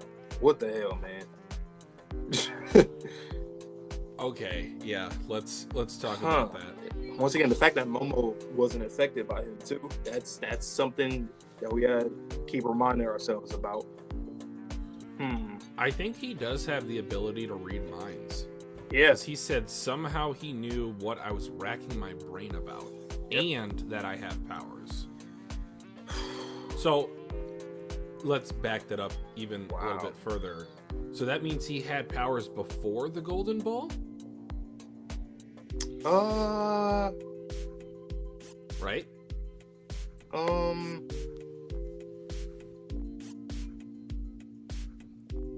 That's, yeah. So we're thinking it was umbrella powers, maybe? Maybe. Or like the explosion, like metal technology. His character's pretty layered then, huh? If you already had, I mean, the umbrella thing, you know, if we learn about his backstory, maybe it was like his mother's or something like that, or a sibling, and then something happened, spirit got attached to it, and that's the thing that's been like protecting him for the most part. Do you know of the spirit that takes children primarily off into like bogs or fog? Yes. It's like a lamppost. Yeah. So if it's raining, if it's dark, you can't see quite well. Zuma, I'm here. Come to me, my child. Mom, I thought you died. I don't know why he's giving me like very heavy Ichigo vibes. That's all I was thinking about. Like he's not a complete idiot. He is competent. It's cool. And like Momo's playing the Rukia role here. You idiot. Man, these characters, man. Like Tatsu, you were cooking. How did you just introduce a character like him out of nowhere and he's already like, I love him. Yeah. Like he's really good. He's awesome. I can't wait to see how he interacts with the rest of the cast. What did you make of the fact that Sanjime cannot enter the diorama? Yeah, it's one of those things, huh? Usually when you have to get somebody else to do something for you, it's because you can't somehow. You're forbidden. So, or I don't know. Like it has to be something in the game. Prize at the end of the game? Probably, because I don't think he's. Not to say that he's. If it's something that he wants in the game, you would think that he would be able to go over there and get it himself. You wouldn't. I don't take him as somebody that's like, well, like not necessarily chicken out, but be like, oh, I'll just let somebody else do it. Because if they die, they die. You just won't get it. So I'd assume that if he could, like, I don't know if it's like a forbidden, like he's forbidden from it, but I think he would be able to get the job done. I don't know if it's like some kind of like talisman type of situation. Not quite that, but he's like blocked from entering.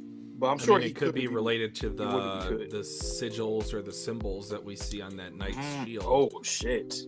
So again, because we keep thinking of the transmission systems being related to religious monuments or of historical importance. So this there guy could have been like he's evil. They sealed this. They probably made this thing centuries ago, and if he's an old geezer, he might have been trying to get whatever's in this diorama for centuries. And this is just his most recent attempt. He might end up being the big bad. Like, he could be. The reason why I'm saying that is because the fact you have memory manipulation and you can read people's minds, you can go so far with that. One or the other is OP. Essentially, you having both? Yeah, and then, like, if he can't, so we're assuming that he can't enter the game because maybe he has some kind of block against him or whatever. And say the Buddha on there, like, yeah, you might be evil as shit, man. And then the way that Turbo Granny reacted to, like, you might be very evil. You might have went against all things when it came to enlightenment, and you just became the complete opposite. Like, he's probably so, and then with the whole like 666 Illuminati stuff, like he might end up being like a devilish type of, like, selling the soul type of person rather than like actually reaching true enlightenment. What's interesting about when Zuma was talking about the monsters he's killed, those very much look like yokai designs. Yeah, especially that top one. Yes. very really all flowing with a mane. Yeah.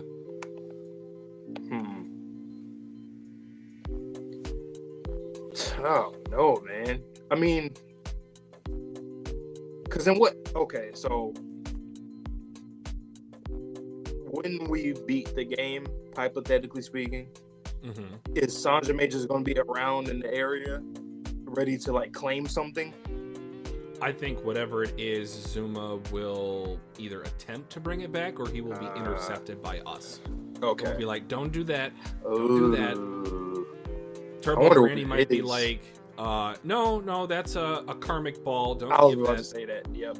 It probably is a karmic ball. Wow. I mean, because look at how many people could have potentially been trapped in here, killed, like the torturing of the civilization. He could have put an entire civilization in. We don't know how big this board game is. We don't know, a la Squid Games, how many players there's been in the past. And then the fact that we're assuming these are like yokai in here, they probably just sell a whole bunch of like people and yokai that have committed crimes, and this guy wants to like unleash it all and take whatever. So source. What is Roto's little garden of his own? Yes. Yeah, you want to conquer everything, man. Yeah. There's another thing I wanted to talk to you about. When Momo was asking Zuma, but if you can use your powers, then why don't you? It would have made the climb a lot easier. Right. He responded, they're not that all-powerful. Do you think he's just not used to them? Do you think it's debuffed? Do you think this percentage of the power in Okarun's testicle pales in comparison to what's in his aura? What did you make of that line? I feel like there's more to that than what just page was that standard. Again? Page 11.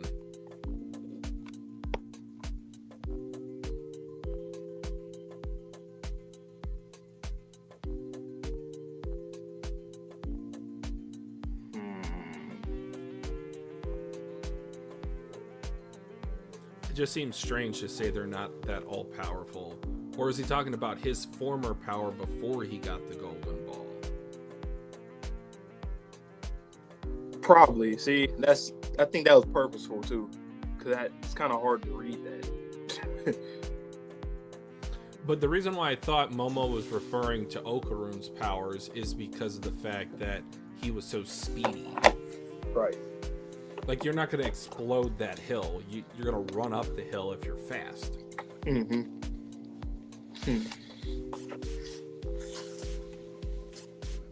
Oh, great chapter, though. Once again, man, this guy, I don't think I've seen him before, his design. I've seen him on a volume cover or two. He might be the next one. It looks really cool. Like, when we do the character design tier list, he's easily. Boom. Agreed. All right, guys. So the last chapter for tonight is going to be chapter 138. Again, if you guys can like the stream for us, we'd greatly appreciate it. All right, chapter 138, start game. They're going up against these frog chefs. Yowza! Going down a slide made of candy bars. Yep. Does that say made in Japan? It does. Yep. She face plants. Youch! Don't fall. I won't be able to help you. He drops down. Yeah! Rock. That was awesome. Underpants is on the warpath. Here I come.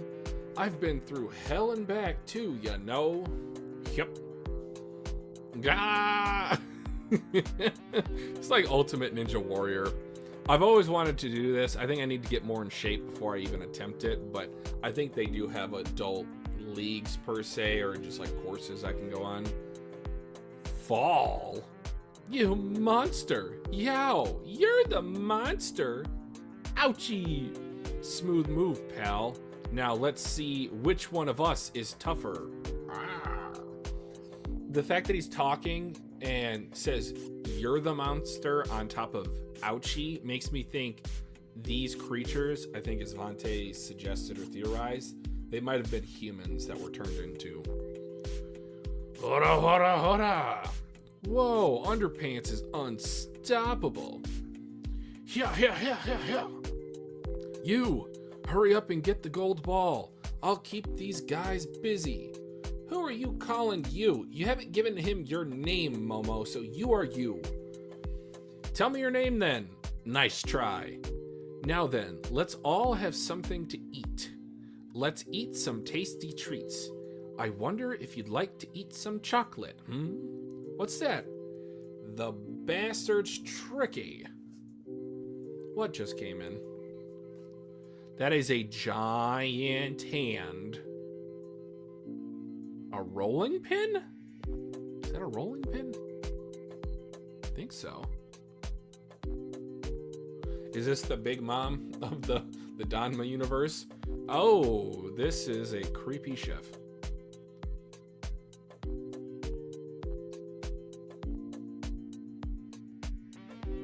What's she looking at? Oh, put it back together. He's the head boss. They are scared of this thing.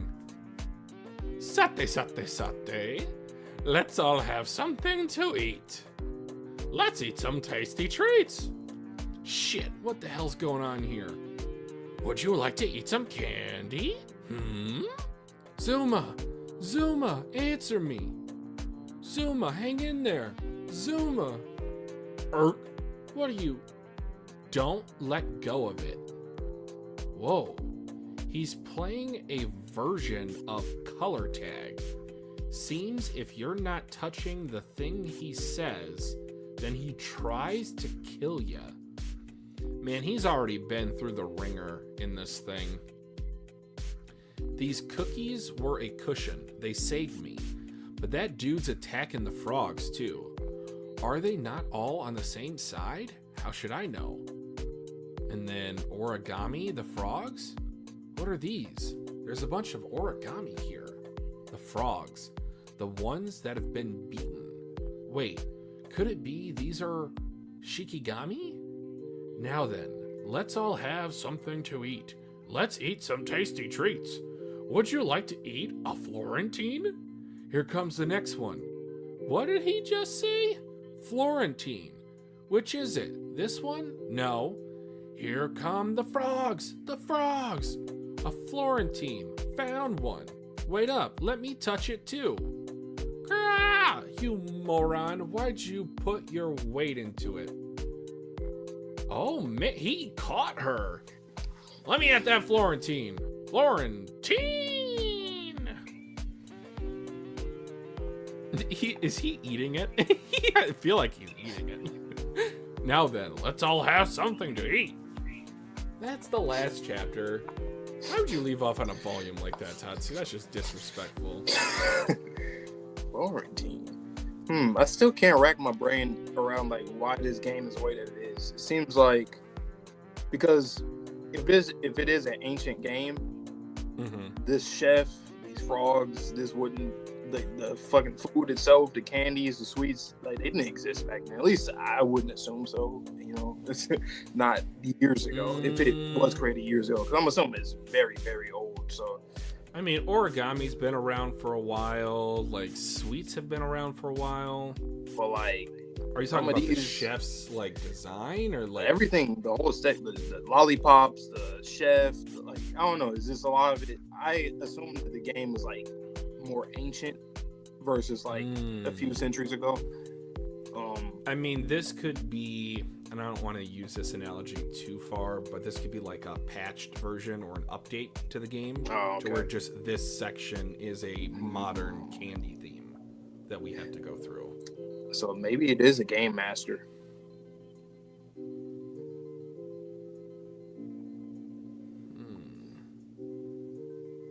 But definitely a child.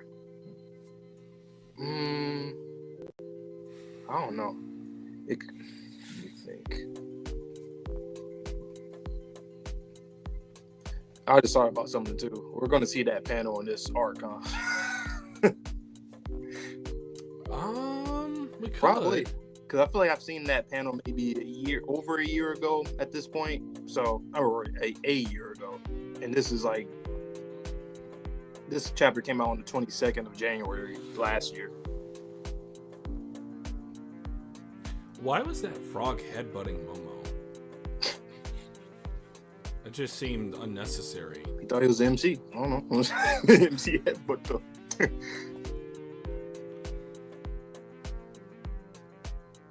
Why not somebody make an MC without any arms and just have headbutt everything? Why not? That's different. Is this Mark from Invincible? Or Mark? Tatsu's cooking something. No pun intended. That was so fun there. He's baking something. Because this Sanjime guy, he's on some other shit. The thing that's really irking my brain at the moment is the fact that he cannot go into this game. Yeah. Yet it seems like the things in this game, from the limited exposure we have to it, is trying to kill its participants currently. Was it always like that? Was a recent change? Do you have to struggle to get something worthy of value? Is this like the sword, or is it an age thing from like only children get in there? Because so far it's only been children. I know that the other guy, he got old, but like participants can only be children. Yeah. Because if you can't not, and he literally sought out a child. So he was thinking about like the child that's probably the most suitable for the job, some delinquent that can fight, that's pretty tough, resilient. He's already researching stuff. Oh, perfect candidate. Get him in there. It's a good starting build for your character. Or what if he was in here before? He was a child, and then he grew old, and that's how he became Hyper Geezer, because he's hyper, he was eating sweets, and then, I don't know. That's a reach, but it's hyper.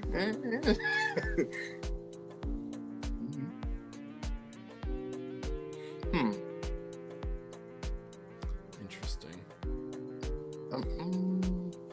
Turbo Granny and Dodoria, please, come on, man. Like, this is YouTube. You will unlock so many things in this series for us. Come on. Hurry up, please. We better catch up and learn something. I better not be in the dark in another 40 chapters, so help me God. Come on, man. Please. And it's tough because if we're like here in this game for a long time with them, then it's like, damn, that sheds off some chapters. So it's probably like realistically like 30 chapters that we have of potential Turbo Granny and Dodoria stuff, which I didn't question this. Why are those pants so big on Momo? I don't know either. Like, I know she has a skirt on, but like that wouldn't have made it look that. It's not gonna work like that. That's not how this works. Do you think she's going to be able to use her powers here at some point? I think if she touches the golden ball, she will be able to. I think it's literally, maybe that's like a boost or a power up, like a key. Something that unlocks the powers that you had outside. This is something else I thought about. What if there is somebody trapped here that Sanjime is trying to get to? So he's using the golden ball. So someone that to get them has out. Or so that they can obtain it themselves.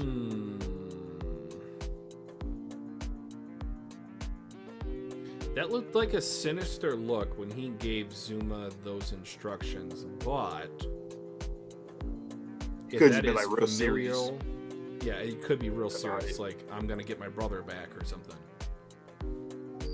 And if he is related to Turbo Granny, let's just say he was using somebody to go in there with the golden ball to give it to that person, which they will end up having the same power as Turbo Granny, and that's another familial bond between Turbo Granny, Sanjime, and what else other character is. We have not questioned how Turbo Granny knows about the method whereby turning a male testicle into a golden ball. That is true too. Because how the hell? How does she know that? Who told her that? How did she learn it? Same thing. So, was this instructions maybe given to her once she got into her yokai form by Sanjime? It's like, hey, if you ever want to obtain your human form again, I need an object that can give people power that can then go into the Danma game to retrieve something I want. Probably. And maybe she was betrayed by that promise. And I shouldn't use promise. Betrayed by that deal. Yeah. Because I don't want to conflate the two. Like the promise that was. That's another thing I keep. I'm like, oh fuck that shit. That too. But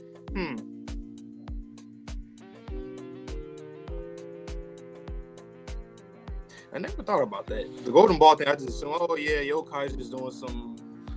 It's funny. He's lost his nuts, sir. How did you do that? How did you know to do that? And then you've seen her twice now reattach them, but she's been the only one to do it. Right.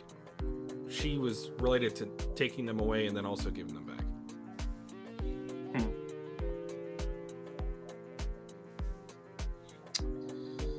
It's too many things with her too, with her character alone. Like, from what she's absolutely disgusted by with the whole assault situation.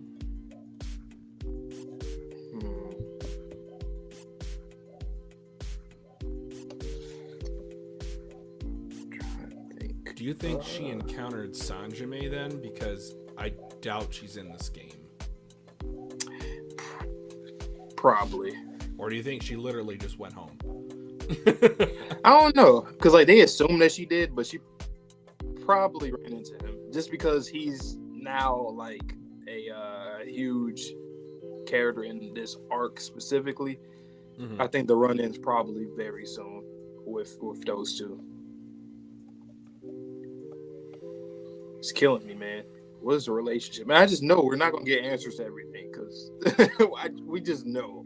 But come on, at least out of like 16 things, at least 2, please. Just 2. That's all. And please, this is a Momo. Can I have some more? This is a Momo-centric with Zuma arc. Yep. I didn't expect it in this way. She was kidnapped in a way, but not necessarily. So she's just separate from the group, but yet Okarun is still able to watch her progress. Do you think they're going to do anything on the outside to either get in the game or do something to get them out? Or I feel like Okarun might try to insert himself into the game if he sees Momo. He's probably going to astral project. Wait, hold on. That's illegal. To kind of like you can't combine those two ideas. Wait a second. Just guide them. I don't know. Oh, who is this guy? Can he astral project now regularly? Nah, but I wouldn't be surprised if he like, I don't know, went to Dodoria or Turbo Granny to ask about something else to like apply that. I don't know, but. Or maybe with the ball in the game, maybe he might do something they might do something that might trigger and get him in there somehow, or to kind of help them. Well, he has 1, so his powers would work in the game. It's serious about a boy's ball, just jumping around to different people. This man Zuma said, "No, I'm keeping it. You have no idea. You don't have no idea. This is some kid's ball." You would never touch it again. Pause. That'd be hilarious if you like found that out. He'd be like, here, take it. I don't want it. I don't need it. Don't want it anymore. Take it. What an interesting game dynamic, though, that a detached spiritual testicle allows you to have a power in a game that transports you into it like Jumanji. Otherwise, if you don't have that spiritual testicle, you don't have the powers from the outside. Who created that game dynamic? Why is that in place? I mean, so Turbo Granny, she dropped the ball so that she can like obtain it at a later time, right? Because what else would be the other plan for her to do something like that? Knowing that technically now with all this stuff that we've been reading, it's pretty careless. Unless or she did she accidentally drop them? I think she did kind of imply that though. That she did it on purpose? I think she did it, but she also like accidentally dropped it. So I think kind of both. I think she created the golden balls, but she dropped them on accident. I think that's what it was. Why everybody keep dropping this ball? They just dropped it too.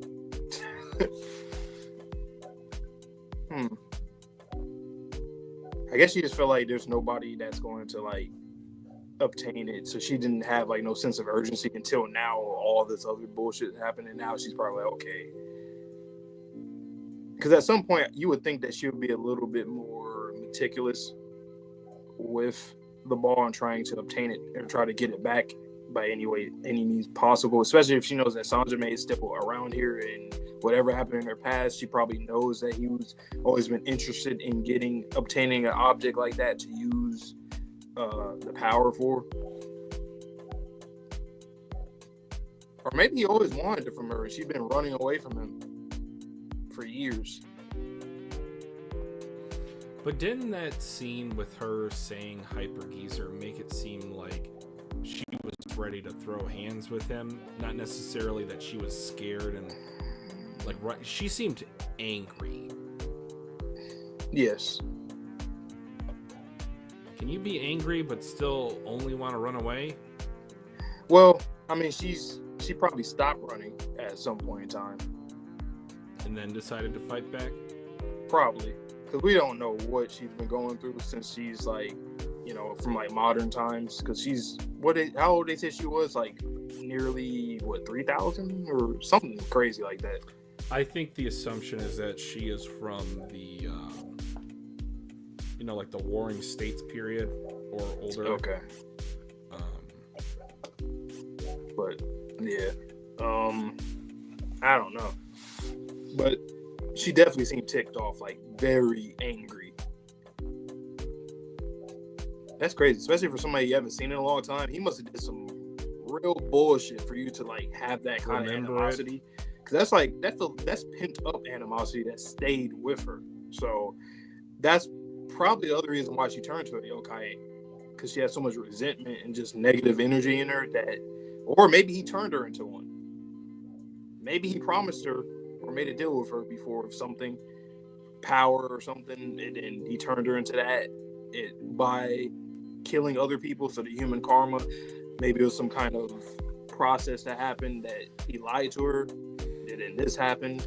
I'm trying my absolute best not to insert headcanon into my theories, but with the way that Turbo Granny acts now, I get the impression currently that she is 100% a tsundere. So she was pleasant, she was loving, she was caring back in her former life, and something tragic happened. Trusting people. Oh, and then if you want to get into that dark stuff like we talked about before with assault, that's you trust somebody and then they do something like that. That's and I won't go too far into it because again it's a hot button topic, but most SA is from someone that the victim knows. Yep. In most cases, a family member. Yep. Somebody you're supposed to that you would think you can trust and you're safe around. And that likely never comes out because of the fact that they're familial, they're a parental figure, uncle, whatever. But so she this like the thing was Count Saint Germain, he could easily be one of the most vile antagonists of all time, or there's something that that he's not actually that. Like you said, the face, it could be menacing, or he could have just been very but, serious. Like, the way that he talks, though, it's just throwing me for a loop. It is like, we true. saw this evil face, this evil silhouette in this volume, but then he's like, oh, wait, no. Forget everything I just said. Nice. Sir, you're not... Are you okay mentally? Like, what's wrong with you? Maybe he's like undercover, like he's doing something for somebody else, and he's trying his best to keep up that image persona. Yeah, because if this is all under his own will, he wouldn't slip up like that so easily. You know, like I don't think someone like him would slip up and be like, oh no, like talking like that. Like, yeah, you could look at it as like, oh, maybe he hasn't been this way, like a human, for so long, but I don't think that's the way to do it. It would be different. Do you think maybe there's a power source at the end of this game, and this is what he's been searching for as a way to get aliens to get past the yokai barrier? And that panel that we've seen is that barrier breaking down. Because we obtained something, we unknowingly gave it to the one guy who wanted to break the barrier. When I've seen that panel, I think that's kind of the impression that I had, was like something was discovered. That's all. I don't know to what context, what extent something was discovered. So I could definitely see it being from this game, and knowing that panel has been around for maybe about a year now, and I'm sure it's probably about to pop up in this arc. And guys, we will let you know as soon as we see it. It'll likely be a dual reaction chapter, like what I think we'll probably talking about. We'll probably know when people start saying, "Oh, this chapter, this one right here, this is the one." We get it, guys. We get it. Can't wait for that. And then we see it, and we're still like, what? "This says nothing. This tells me nothing. What is this?" Like, we still don't know either, but you guys now don't know. And another thing too, once again, shout out to Rokudo's character, because he could have a run-in with Sanjime, which will probably give us something else, because he knows of him. He's a fanboy of Ludris. He knows about him, Count Saint Germain. So we didn't really talk about that. What did you think of the fact that he was ostracized from the other clones? I think they just felt like that was interesting. They probably keep things very like in line with their clan. So any kind of like, because he did say like we're clones, so they're all supposed to be the same thing, seeking the same stuff, preaching the same things, knowing the same stuff. So the fact that he knew more than what they're supposed to, I guess, like it's like, okay, what are you doing? You're not supposed to learn about other cultures and people, like to that extent. To like, I mean, he can know about that stuff, but like maybe they notice a shift in him. Like, I think there is a path forward to where he can be reformed. Yeah, so for sure. The whole Cecil Invincible, like he could be one of the criminals to be redeemed in a way. Mm-hmm. Yeah. So, I don't know. I'm just trying to think. What's the next? I mean, I'm just waiting for him, Turbo, Granny, and Midoriya. Those are the three characters that, like, there's no one else I feel like we can learn from at this point. As of right now, there's nobody else. Ludris, obviously, but I don't even know what the hell Ludris is all about. I don't know what Ludris is. Is he a good guy? He's a walking Roblox character. I think he might be just very neutral. Like, he's nobody that's like a good or a bad guy. And I think that's like a gag for him, but it's also something to kind of like, you know, I feel like he's the type of person that you have to give him something for him to give you information. Like, you have to do something for him in terms, you know, like a trade-off. Information specifically? Okay. Yeah, because they did say he's all-knowing, so I think that's his thing. He probably wants you to give him something. Kind of like the, you know, the owl in Avatar in the library. You have to bring something for him to, or even like Truth from Full Metal, like some kind of equivalent exchange or some kind of exchange of some sort. What about the shared Illuminati symbol? So we talked about how there could be a group connection between Ludris and Sanjime or Count Saint Germain. Mm-hmm. So if we remember, Ludris was the one that gave us the nanotech, which is based off of imagination. This Danma game very much is an imaginative type of thing, but Sanjime cannot enter into it. So, do you think maybe one of them could have been a defector from the Illuminati when they were like, no, I'm not going to do this? Do you think like Ludris is like branded potentially? Because that was on his chest, if I remember. Yeah. I wonder if this is a group of people who, I think I kind of mentioned this before, that they are like the peak of something specifically. So Ludris, the all-knowing, say Count Saint Germain, the, I don't know, ambition. Yeah, something like that. Maybe. I just wonder, why would they be a group? Like, how does that, how do you relate to one another? How do you have a common goal? There has to be at least one common goal, even if it's loosely connected. I don't know, man. I know I said the whole energy thing. I know space is it's infinite. But, like, especially when you have Danma games. It has to be something with space. Yeah, because the aliens keep throwing us in that upside down dimension before they start shooting missiles at us. So, I wonder if they're trying to stop something. I don't know, man. It's like, I just can't wait till we learn more. I wonder if any other of the other alleged members of this society have been introduced yet, too. Well, they probably haven't. I don't know. I'd hope so. At least I can see one more. Yeah. Just so we can get more of a scoop on, okay, this is... And they're definitely the Illuminati. The whole 666 thing and the eye, just give them the name.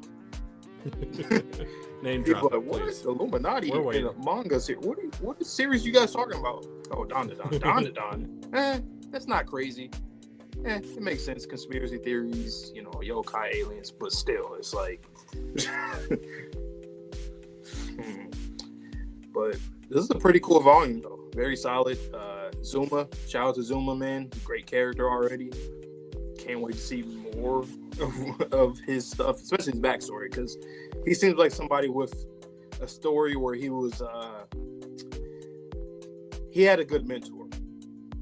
For a delinquent to be like him the way that he is, I feel he had a good mentor at some point in time. He reminds me a bit of potentially Law's backstory. Yeah, he does have a very law feel to him. Yeah, he really does. He really does. Who's to say? But that's Tatsu, just the initial impression. Oh, the fan. We know you are. Get it. We are too. But yeah, a solid volume. I'm really liking the environment that we find ourselves in.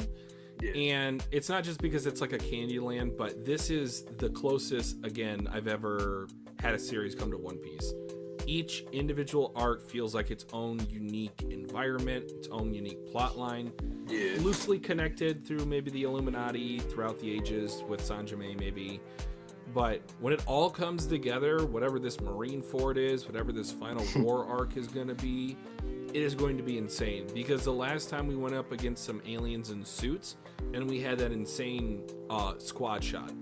So the next time we get the Avengers 2.0 version, I think I've seen like I said, the other one. I don't think you saw the 2.0 version. Yeah, okay. That's what I said. I think I've seen more people, so I'm assuming Zuma was a part of that, but I don't remember how he looked. But I know it was more. Get Kenta with the Gundam suit up top. And I think I've seen Kenta. I definitely seen Kenta. That was the first time I ever seen him. So it definitely was him. I was like, why he looks like the MC, because at the time I didn't know nothing about Dandadan. Oh, he looks like the other kid. Is he like his cousin or something? But yeah, I can't wait for that. Yeah, but great stream today, guys. So just looking forward a little bit. I'm gonna try to drop Invincible later tonight. Maybe possibly even tomorrow, depending on how long this edit takes. But it is the finale for season 3. Absolutely insane episode. We were both aghast many times. And then next week, it's primarily going to be a Haikyuu week. So we are planning on doing a 5-episode drop, and then maybe a 3 or a 4. But then to end season 2, and then a 2-part for season 3, we're going to do another 5-episode drop, back to back to back.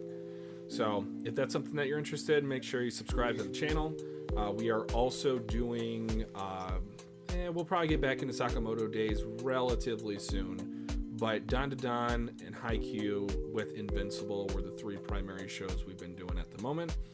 And then Chainsaw Man manga volume reactions. That is coming at the end of the month to the first week of April before I go back to work. So I am excited in a certain way, a little bit nervous about how I'm going to like the story from here on forward because, to be honest, wasn't the biggest fan of Chainsaw Man for season 1. It was fun, but it wasn't revolutionary, in my opinion. But yeah, just lots of stuff on the channel. We keep saying at the end of all of our videos. And then once Dandadan is officially caught up, we will be weekly. May or may not try to do a collab, the first one on the channel, with another content creator. That is very much in the preliminary stages of that, but just an idea that we had. Because we love this series. You guys love this series if you're still with us here almost 2 hours and 40 minutes. And there's just so much potential. Because I feel like with this series, since like I would say from what we hear is like the series is really starting to get to that level. You know, that level of, you guys know what level we're talking about. So to be week to week with this series is gonna be insane. And we're gonna keep preaching. When you did the dual reaction chapters, like I'm done. I was like, what do you mean you're done? And then I'm gonna have to wait another 7 days for the next one. No. I don't like that. Amazing artwork, amazing action, and then I have to wait 7 days just to get any sort of movement forward with the story. That's gonna be painful. Man. But you guys know the drill, man. Twitchy just said it. Lots of content this year, every single season. Stay tuned. We have a lot. Road to 1K. We're going to be there at the end of this year, before the end of this year. Man, summertime. Summer. I think maybe while we're reacting to Dandadan season 2 of the anime, I think that's when we'll get. Yep. That'll be my guess. Yep. But stay tuned for all that content, guys. And like I said at the end of every video or stream, please stay safe, stay healthy, stay clean. See you guys on the next video or stream. And peace.